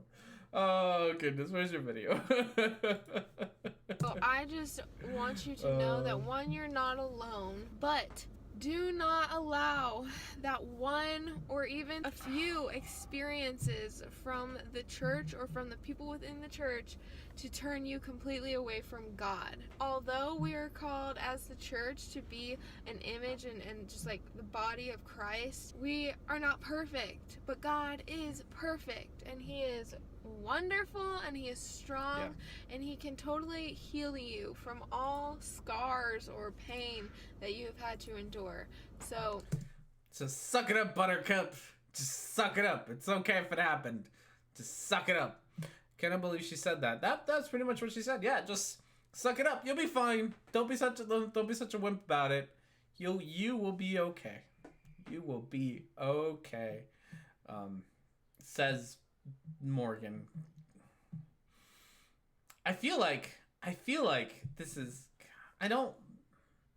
dismissive. This is very dismissive. That's the word I was looking for. This is very, very dismissive of the trials and tribulations that people in the church have gone through. And it would, so maybe either Morgan doesn't know, maybe she's that naive, or she doesn't care. One or the other, right? She either doesn't know or doesn't care. But a lot of these trials and tribulations aren't, like, they're not as simple as, like, my pastor lied about something, or there was you know, like the sermon was boring, or he gave me some bad dating advice. Some of the things that happen in churches are real bad. Like, they are traumatizing things, right? It's not just like bad dating advice. It's traumatic. Sometimes it's physical, sometimes it's psychological abuse. It is awful shit. And Morgan is telling you that you're gonna be okay. They stick to it. Stick to that church. Don't leave that church. You'll be fine. Just get over it. Fuck you, Morgan. No. Fuck you. You, dear Christian who doesn't watch these videos, which is unfortunate. You get to leave that church. You get to decide what is good for you. You get to decide what is mentally what is going to be mentally healthy for you. If you are in a situation where you are being harmed in any way, shape, or form, fucking get away from it. You have absolutely no responsibility to stay there. You have no reason to stay and change the system. You don't have to do any of that nonsense. Fuck off, Morgan. You are giving absolutely terrible advice to what is potentially victims of abuse. You are giving terrible advice. So again, if you're a Christian, I know you don't watch these videos because I'm angry atheist and all that nonsense, but if you are and you watch this, you have absolutely no responsibility to your church to stick around and make it better. You have every right to take care of yourself first and tell this church to fuck off if they have hurt you in any way, shape, or form. You have no responsibility to them at all. And fuck you, Morgan, for saying that you do. Fuck you, Morgan, for telling people to just get over it, that they're just going to be fine. No, you don't have to do that. Okay.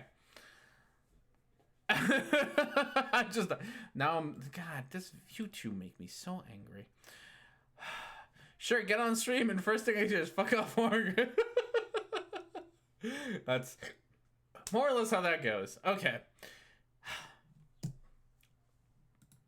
Please do not write off God. Guys, comment below and let us know if you've had any experience with the stuff we're talking about, or if you have any additional insight that you'd like to share. We'd love to hear it. Give this video a thumbs up if we made you think.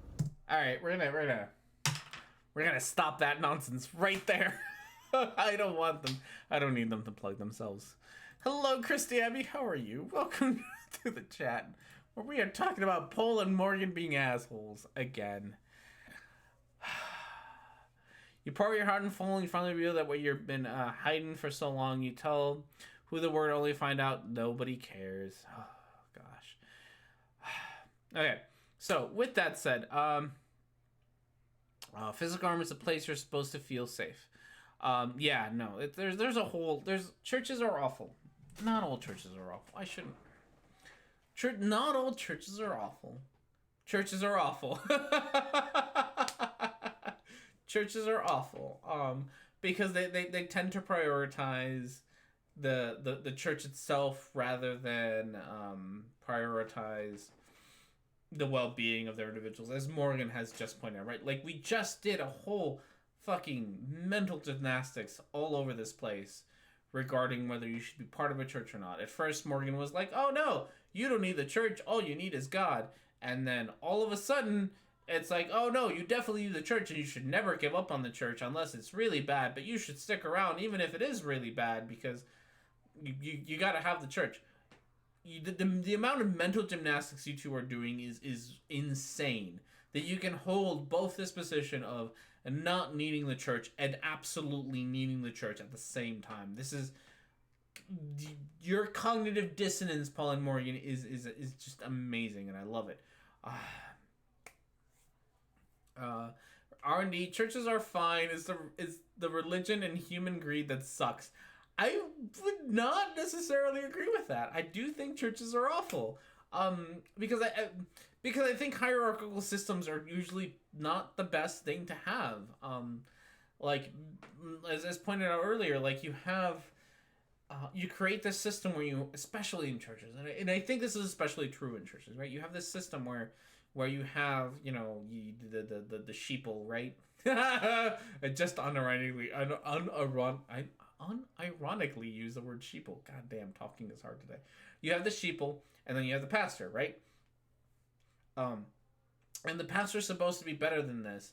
And it's not just that we set up a system where we have sheeple and pastor, is that we have sheeple and pastor who is the mouthpiece of God, who is supposed to be better than the sheeple. And it sets up the system where like Morgan has pretty much said it, where you can have victims in the sheeple who don't leave because you're not supposed to, because you're supposed to be part of the sheep. Hierarchy systems like this are so prone to abuse and corruption, and God, the Catholic Church is such a perfect example of this, along with like all the mega churches and whatnot. It's like these are such prime examples of how abuse is absolutely rampant, and it's allowed to happen with the excuse of pastors are the mouthpiece of God, right? They were chosen to be there, and sheeple need to listen to them. And I am not at all okay with that. I'm really not okay with hierarchical systems in the first place, and it just gets worse when you throw God into the mix and you say this person is chosen by God and are unquestionable, and if you question them, you're being a bad person. If you leave the church, you're being a bad person. Perfect example here, as Paul and Morgan have pointed out. If you leave the church, you're a bad person, and it's not the system's fault that you are leaving the church. It's your fault for not tolerating the nonsense that the church is throwing out at you. There's so much wrong with this video. Morgan's trying to read our minds. She probably is. There's so much wrong. We are very, very early for finishing up a video. Oh, geez, Louise. I think we might go into a separate video, but I both need a refill of booze, and I need to go use the little girl's room. So, we do get boobs because we finished. So, let's ask. Bam. Where are you at? Let's ask Google what Google would like to do. Let Google pick a thing. Pick a number, and then we will take a quick break while I go use the restroom and at the same time do the other thing that I have to do. Get more beer. That's the other one. Get more beer. Always get more beer. Okay, so more intermissions, more things. Okay, we got between 1 and 36. So let's ask Google. Pick a number between 1 and 36. 11. Oh goodness. Don't go to the little girl's room. That's gross. All right, so 11. There we go. Thank you very much for we're all watching these things. We're gonna go in a quick intermission.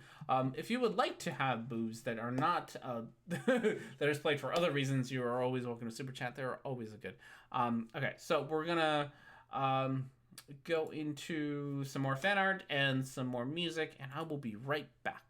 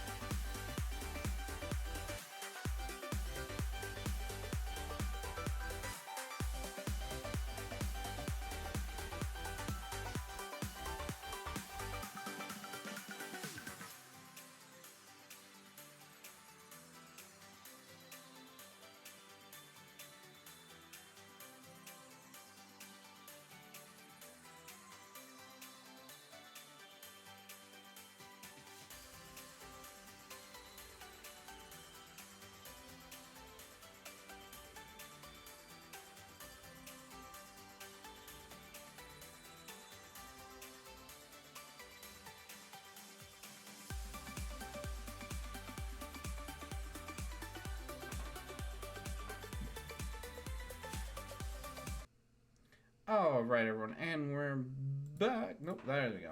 And we're back. All the things and stuff. So we're gonna be done with Paul and Morgan. Hello, everyone. Welcome back if you were here for the intermission and whatnot. So, welcome back to the. I dropped my bottle opener. Welcome back to the show.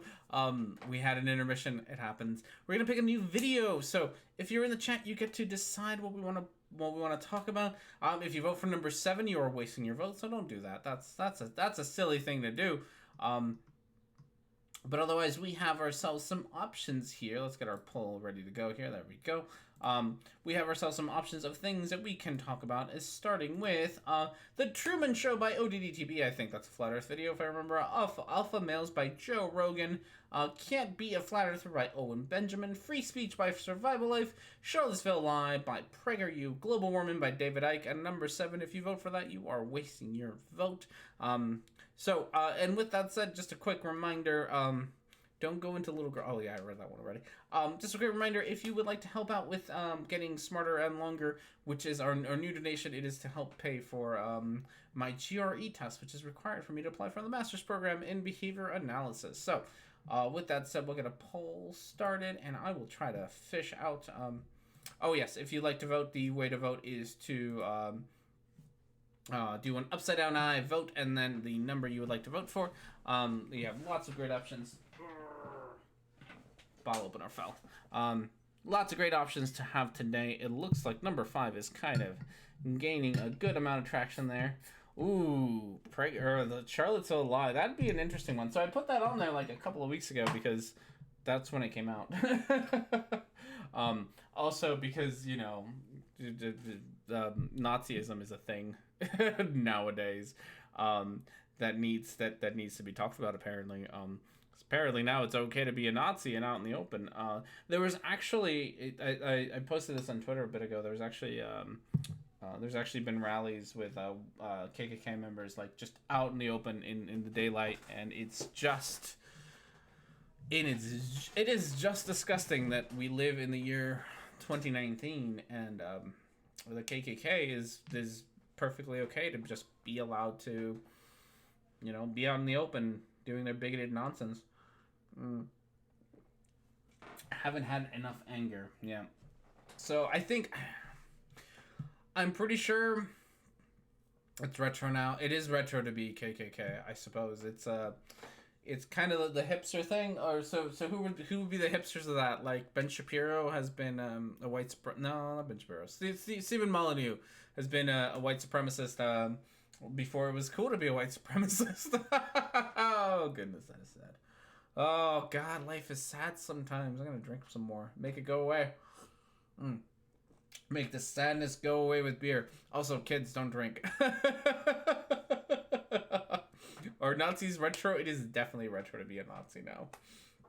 I would not be surprised. So, who was it? It was, what's his name? Idiot face. Sargon, who was like, if nothing else, Nazis know how to wear a uniform.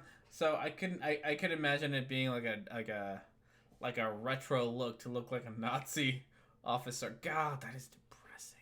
Mostly because I could see it happening. Oh, God. I could see it happening. I could see, well, there was like that what was that other one? Paul Joseph Watson for a while was like, conservatives, the new punk rock or whatever, or the new punk or something, and, you know, like being well dressed and wanting to keep everything the same and being part of the establishment is somehow punk. Which I find hilarious. Fuck Paul Joseph Watson, he's a fucking idiot. So who knows? Maybe we'll. This Disco Springtime for Hitler is something I need. We should. Oh God, I think that's copyrighted, but I do love Springtime for Hitler. Is amazing. It's an amazing song every time. I do love that song. Oh goodness, it's too good. Retro Bay maybe. To be fair, the old timey Nazis didn't know how to dress. They had a pretty solid design sense. I mean, uniforms for the most part are, you know, you can't go wrong with uniforms, I suppose. Unless you're in anime and you're a lady in anime, in which case your outfits are just the best. I'm gonna bring back this to anime because it's always hilarious. I do love I always just get such a kick out of anime schoolgirl outfits, or just like the dudes are very classic, like tie and the jacket and all that, right? Like you can't do much with the guys, but the ladies always scantily clad, and it's amazing how creative the scantily cladness can go when it comes to anime schoolgirl outfits. So uniforms or whatever. Oh goodness. God, do you guys know about the weird Nazi anime girl card game that exists for some reason? It does? Oh my goodness. Oh goodness, that sounds hilarious. The uniforms are okay. I will have to look up. Is there a name to this that I can find out? Because now I'm curious. You have gotten me curious. I have been so just talk about anime while I fill in time. If you'd like to, good anime recommendations. Fire Force is really good. I've been enjoying that, but I've been really enjoying what's it called? Demon Slayer. Demon Slayer is fucking amazing. The art style is fantastic. The stories have been great so far. If you want a good anime to watch this season, definitely go do that. Those have been a whole lot of fun. Okay, you can no longer vote. Okay, we're all done there. If anybody can tell me the name of the Nazi anime, I would love to know, because I would like to get a hold of that. Okay, so according to Cloudbot number 5-1 with over half the votes. Oh my goodness, you sleeping on Violin Saga? Or I don't know. You all brought this up, so you all tell me what the name of it is. Okay, so let's get ourselves that video going. Where'd you go? There we go. Okay. So the full name of the video is The Charlottesville Lie. There is nothing different there. It is by PragerU. If you don't know what PragerU is, it is a propaganda outlet that does propaganda things, like all propaganda things do. PragerU is particularly despicable because they are despicable. So God, I love this. So they have this video. Got it back a bit back ago, back in like 2016, 2015, something like that, where they had the big case that happened, I think, in Oregon, Washington, one of the East Coast states, and they had this baker who refused to bake a cake for a gay wedding, and they were taking to court over this, and they were pretty much fined like into bankruptcy, and I'm sure they'll never be going to pay off the fine that they got. It was millions of dollars, if I remember, or hundreds of thousands or millions of dollars. It was a lot, and that was a case that happened not too long ago. PragerU made a video about that, pretty much being like, "Hey, if a baker won't bake your cake, go to a different baker." That was kind of their takeaway from that. And which is oh, there it is. Okay, Barbarossa. Okay, those are very short skirts. Those are not, I do not think those are Nazi approved skirts. That's a sentence that was just said. All right, well we will try to watch that later. I will keep it on the thing. Okay. Oh, so PragerU's whole stance was, if the baker isn't going to bake you a cake, go to a different baker. So as it turns out,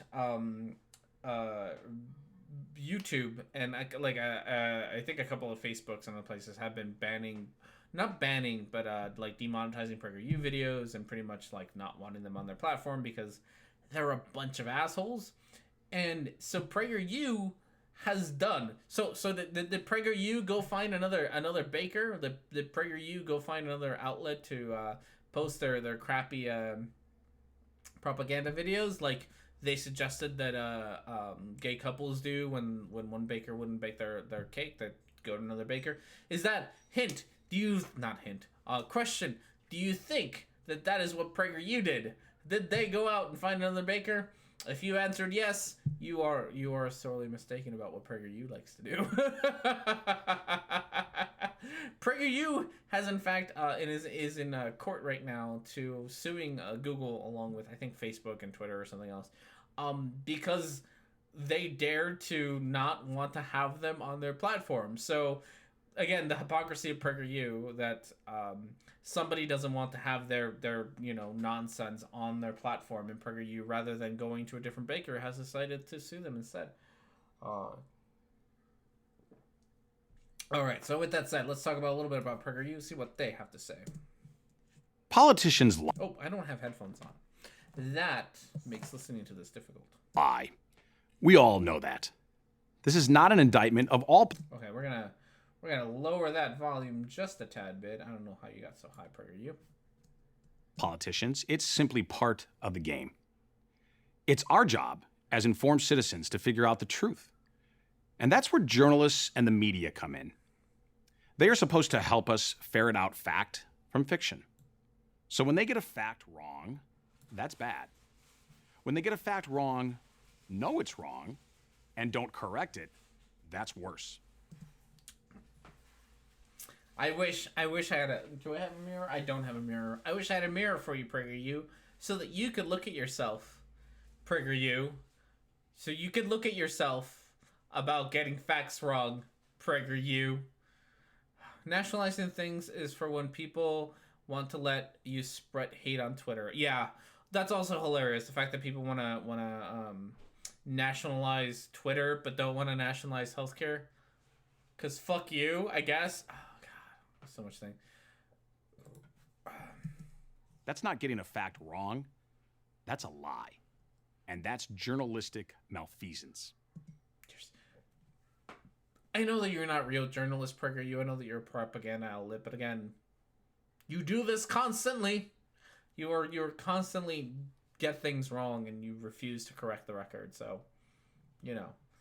pot, kettle, black. There you go. The best, or maybe worst, example of this followed a presidential press conference at Trump Tower on Tuesday, August 15th, 2017. You remember what happened that previous weekend. A group of white supremacists held a white pride rally in Charlottesville, Virginia. The ostensible reason was to protest the removal of a statue of Confederate General Robert E. Lee. An Antifa group showed up to counter-protest. The mayor and the police were totally unprepared to deal with the violence that ensued. Tragically, a young woman, Heather Heyer, was run over and killed by a neo-Nazi. You just did the best Candace Owens impression ever. Too bad we didn't get to hear it. I'd love to hear it. The press conference itself was raucous. The media was antagonistic. The president was combative. Out of it all, one phrase eclipsed the thousands of words exchanged. The media reported that President Trump described neo-Nazis as very fine people. Only he didn't. In fact, he didn't even hint at it. So, it's not a statue, it's a participation trophy. It is you heard it? Oh, no. Are you sure she didn't have a heart attack? And just asking questions here. So, God fucking Sargon of Akkad. Sorry, that's like the only way that I know, about the heart attack thing, is that Sargon of Akkad was pushing the fact that Heather Heyer had a heart attack, so she didn't die from being run over from a car accident. She died from having a heart attack. I think there were some fat jokes in that as well, because Sargon of Akkad is an asshole. Which is just a lie. She died because she was run over by a white supremacist. So with this said, okay. He didn't even hint at it. Okay, so this is fun. And I have kind of seen this. So first things first, let's talk about this nice little newspaper here that we have here. This is a fine newspaper clipping of not a real newspaper, which is fantastic, which really makes you wonder if this is something that the media reported, right? That Trump describes neo-Nazis as very fine people. It would be nice, PragerU, if you could give us some examples of this. That would be fantastic. That would be just the best. Of course, you're not going to do that because it didn't happen and because you're lying assholes. Remember that bit about being lying assholes that you like talked about earlier? PragerU? Yeah, you're doing that now. Being lying assholes. Okay. Carl of Swindon, the intellectual man who's going to start Gamergate 2.0. Oh, goodness. So, Carl of Swindon, the man who brought down the party from the inside. That is fantastic. I do love the UKIP. The UKIP thing is just the best. I love the fact that he destroyed UKIP from the inside, and it's fantastic. Carl Benjamin, please move to the U.S., so that you may run for some amount of office in the Republican Party. That would be the best. I think we should all like do a GoFundMe to get him like citizenship like real quick in the U.S. so he can run for Republicans. I think that would be fantastic. Okay. Only he didn't. In fact, he didn't even hint at it. Just the opposite. He condemned the neo-Nazis in no uncertain terms. So, he did not. So that, can we find it? Okay, let's new tab. New tab and things. Let's go here. Okay. Nope, that's not what that's still a great image. I do love that image. It's fantastic. Let's see if we can get let's see if we can actually find any news articles of that time. There we go. Of that time. So, 2017, what was the date? They showed us the dates a little bit ago. Go back. Where is it? Where'd you show me a stupid calendar? You showed me a stupid calendar. Showed me a stupid calendar. Oh, whatever. We'll just look up Charlottesville. Charlottesville. I can't spell Charlottesville. Whatever. Charlottesville. Google will fix it for me. That's what Google does. Okay, so Charlottesville. Let's do protest, and that'll probably give me it's a prostitution. That was a thing that came up. Unite the Right rally happened on August 11th, 2017. So, let's see if we can find any good examples from 2017. Proud Boys. Oh, Proud Boys. Fuck the Proud Boys. So that was 08 2017. What can you find us? Okay. Protest Trump. So Virginia governor, Charlottesville attack. Here we go. So this one was August 15th, which is probably, so this is the Washington Post, and I think that's a fairly conservative newspaper. So we'll see what this this post has to say. Sorry, I'm gonna move the thing here. Oh look, here it is. Thank you, Christy. That probably got to me faster than it took me to look it up.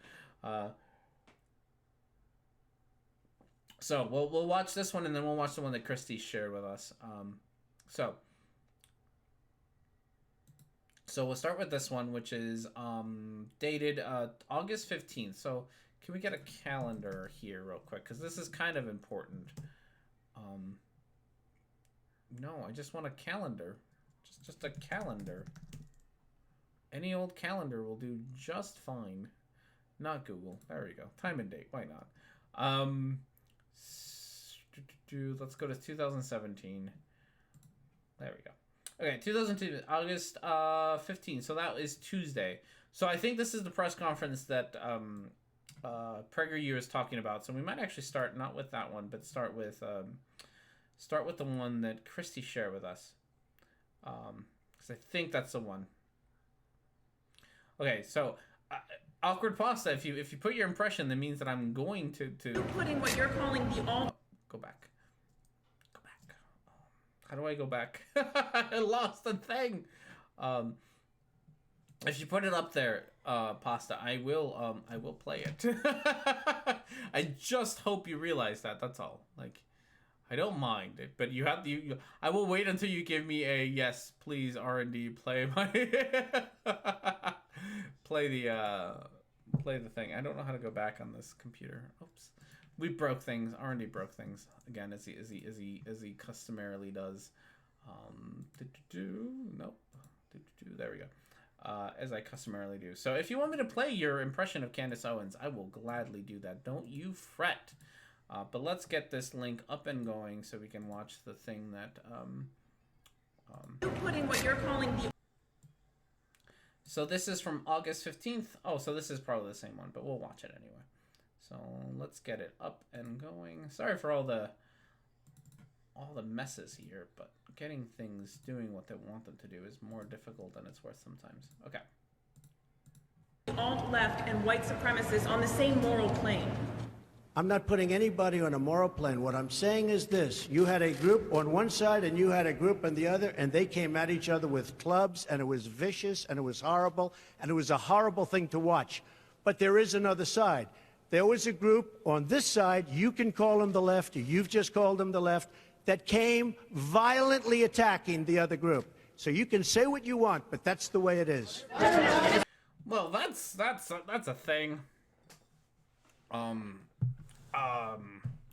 No? Goodness. It's on both sides, sir. You said there was hatred, there was violence on both sides. Well, I do think there's blame. Yes, I think there's blame on both sides. You look at both sides. I think there's blame on both sides, and I have no doubt about it, and you don't have any doubt about it either. And if you reported it accurately, you would say. Okay. I really want to find the clip where he actually says because the clip for fine people on both sides is kind of a different one, and I'd like to find that one if possible. But okay, so completely off topic. Awkward Pasta did post, and she said it was okay to share it, so it's gonna get shared, and this is entirely her fault, not mine. Her fault. So let's get that out, because why not, right? Where are you? Can I even find it? Goodness gracious, I am terrible at this. Okay. So this is Awkward Pasta's impression of Candace Owens. Okay, here we go. Dear PragerU, I'm sorry to break this to you, but we do not care, not in the slightest smidge of an inch, what you think.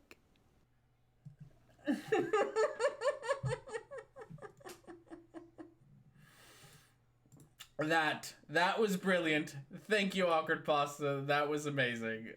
Oh, that was real good. I love it. I love every bit of that. You do have a great Candace Owens impression. Please do more of those. Candace Owens is also just the worst.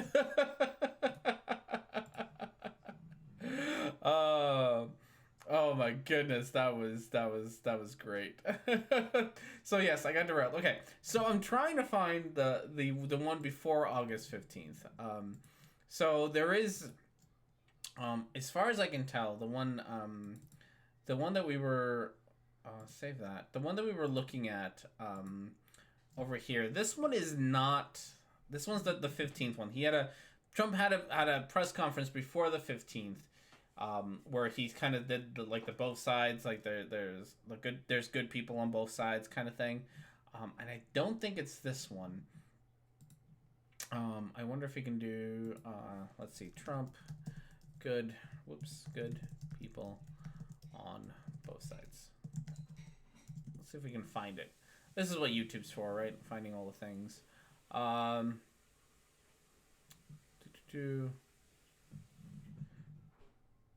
Is this one it? I don't know. Oh, let's try. Let's have Charlottesville with this. Charlottesville.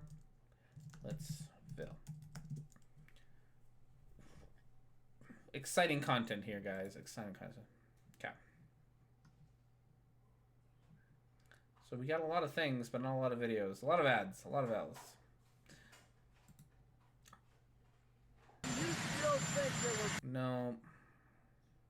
A lot of ads, not a whole lot of finding that one video. Oh, is this it? No, Jews will not replace us, which is a thing that happened. No! We're struggling. Oh, why is this so... Why is this so hard to find? Trying to find a very specific clip. Is this the one?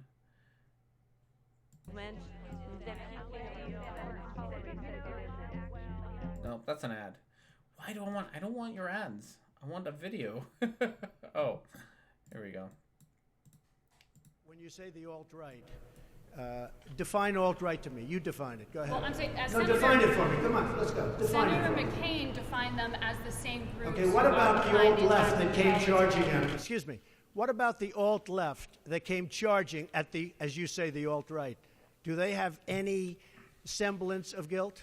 This was Senator McCain's statement. Let me ask you this. What about the fact they came charging with clubs in their hands, swinging clubs? Do they have any problem? I think they do. So, you know, as far as I'm concerned, that was a horrible, horrible day. Wait a minute. I'm not finished. I'm not finished, fake news. That was a horrible day. So that kind of gets close. But isn't quite the one that I'm looking for. Either way, so what's happening is rather than put the blame solely where it's so again, there's this moral equivalence between the alt-right and the alt-left that Trump calls it. Those aren't things.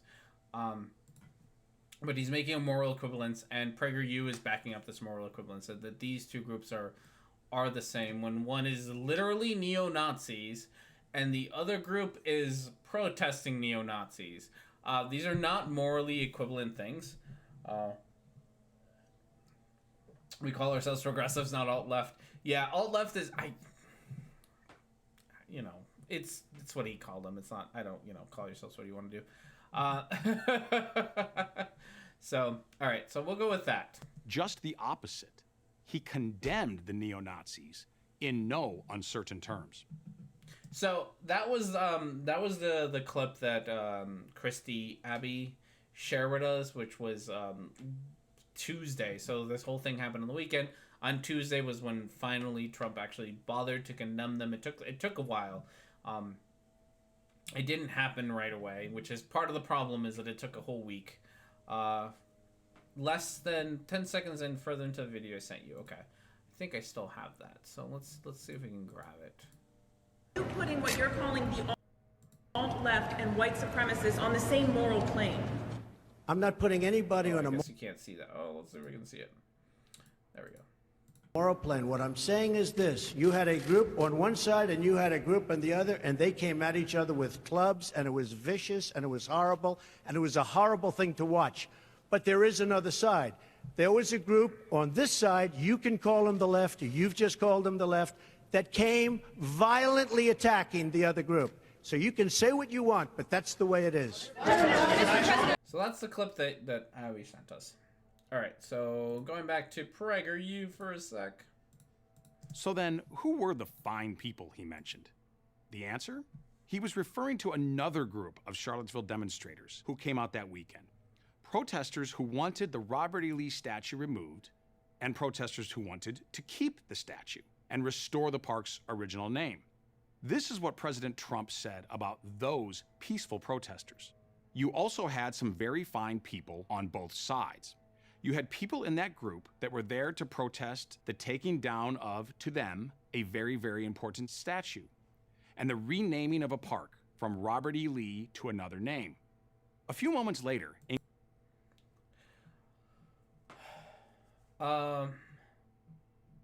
gets confusing because he talked about it 3 days in a row. Yeah.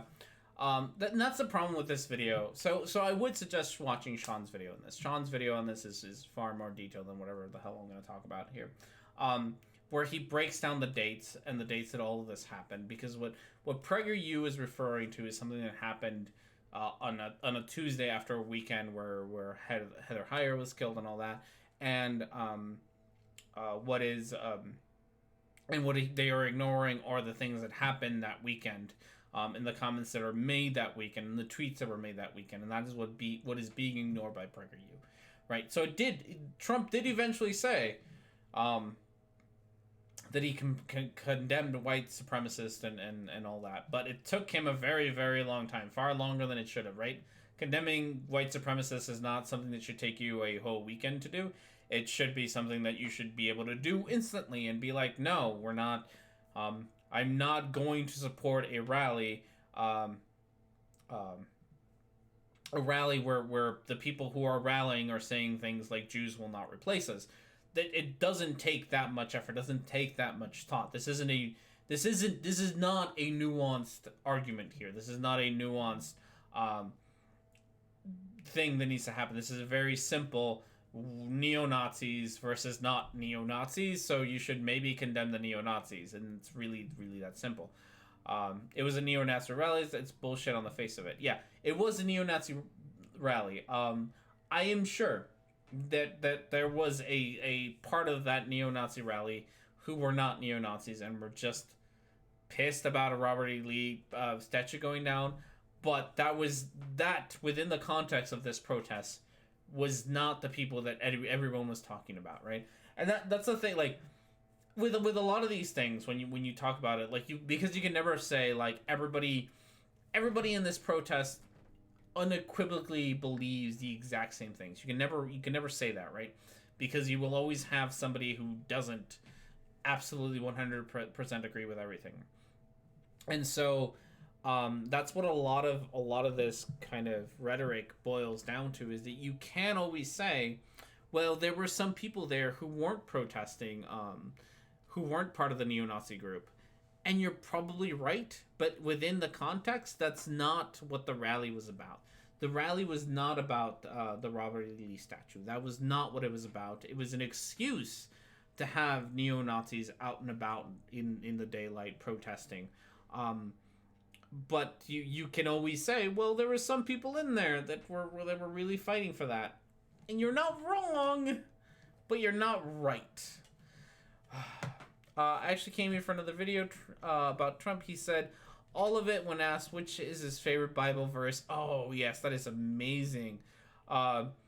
So yeah, Trump was recently asked about what was his favorite Bible verse, and he couldn't answer it, and it was amazing that he is... because even I have a favorite Bible verse, and it is just sad that he can't actually come up with one. So, all right, there's Hobbs. We can watch Hobbs, get ourselves a little palate cleanser. In case there would be any misunderstanding, he makes his meaning even more explicit. I'm not talking about the neo-Nazis and the white nationalists. They should be condemned totally.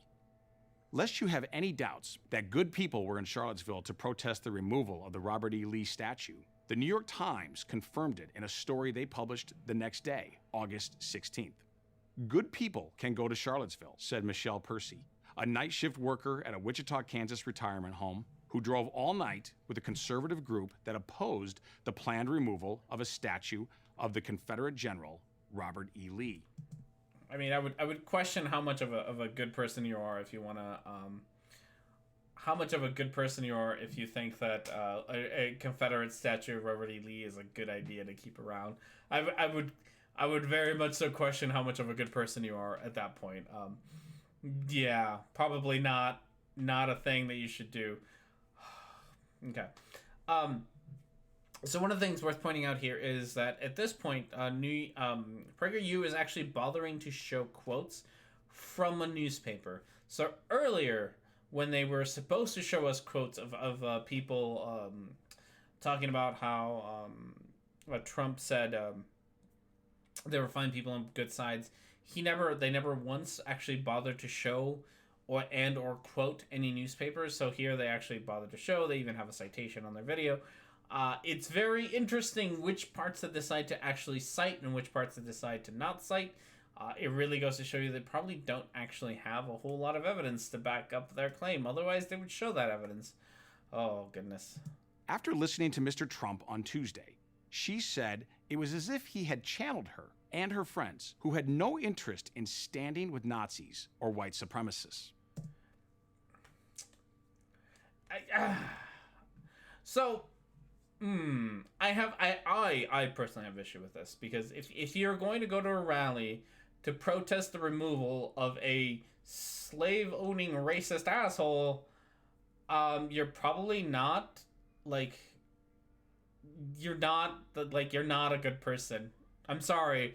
Maybe Grandma, whatever her name was, might make some good cookies and might make for some nice civil conversation. But if you're going to protest that, if you're going to go drive so that a slave-owning asshole can have a statue in a city, you got your priorities wrong, my friend. You just genuinely do.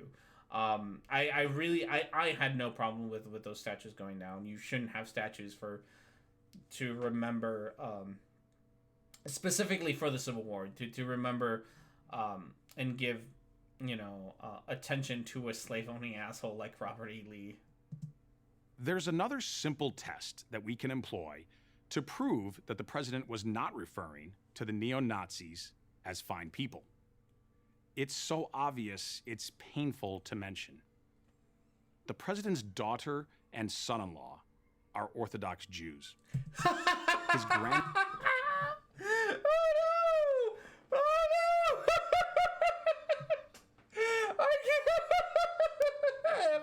I can't be a neo-Nazi! I have Jewish friends! Oh no, please stop! That is real bad. That is real bad. You have Jewish friends. Do you have a black friend too? I bet you have a Hispanic friend. Jesus fuck, man. This is awful. This is some bullshit. Like, God. This has become my least favorite, like, anti-bigot statement to do. Oh, god damn. Just, okay, and Jelly has a good point. Just because Jews have never had fucked up political opinions. Ben Shapiro is a good example of this. Ben Shapiro most certainly, most certainly kind of promotes, promotes like white supremacists and neo-Nazis quite a bit, and he's Jewish. Therefore he can't, but he certainly does, right? And a gay friend and a trans friend, yeah, no. This is such a stupid excuse. I'm really tired of this excuse. I'm really tired of this tokenism of I have a black friend, I have a Jewish friend, I have a Jewish granddaughter. Yes, because men who marry women can't be sexist, right? Men who marry black women can't be racist, right? I have a black friend. Like, fuck off, Prager, you. Yes, you can. God damn. Children are Jewish. And if that's still not enough to convince you, how about this? Does anyone believe that Donald Trump thinks they're a good Antifa? The leftist thugs who were counter-protesting the neo-Nazi thugs? After all, if those two groups were the only ones involved, and there were fine people on both sides, that means the president believed that there were fine Antifa people. Even MSNBC should have found that hard to swallow. Okay, so this is... This is kind of such a funny rhetorical thing, right? So you say there are fine people on both sides, right? Very, very clearly does Trump have his following of white supremacists. They're gonna read it the way they're supposed to be reading it, right? Which is that he thinks that white supremacists are fine people, right? And because he doesn't have a whole... I am very, very certain that no one in Antifa, of any shape, form, or size, agrees with Donald Trump. I'm pretty sure they're not like, oh, he said there's good people on our side, guys, too. This is how, like, dog whistles work, right? Like, they ignore the people who aren't looking for them, the Antifa group in this case, aren't going to pay attention to them. But the people who are, the neo-Nazis and the white supremacists, are definitely going to get the hint. Hey, Trump said there are fine people on both sides. He means us, guys. He means us. Alright, well, that's about as far as we're going to get in this video, because I think we're going to be all done for the day. So I will let us take off on a good a good picture of Hobbs being just adorable as all hell, as he usually is. There we go. Thank you very much, everyone, for being here. Like I said, be ready. Probably a video later this evening. I gotta do a little bit of recording, a little bit of editing, but we'll get it out there. It will be on our favorite friend, Sir Skeptic, on transgender athletes. Yay. But thank you, everyone, for being here. I greatly appreciate it. Have yourselves a wonderful weekend, and I will see you all next time.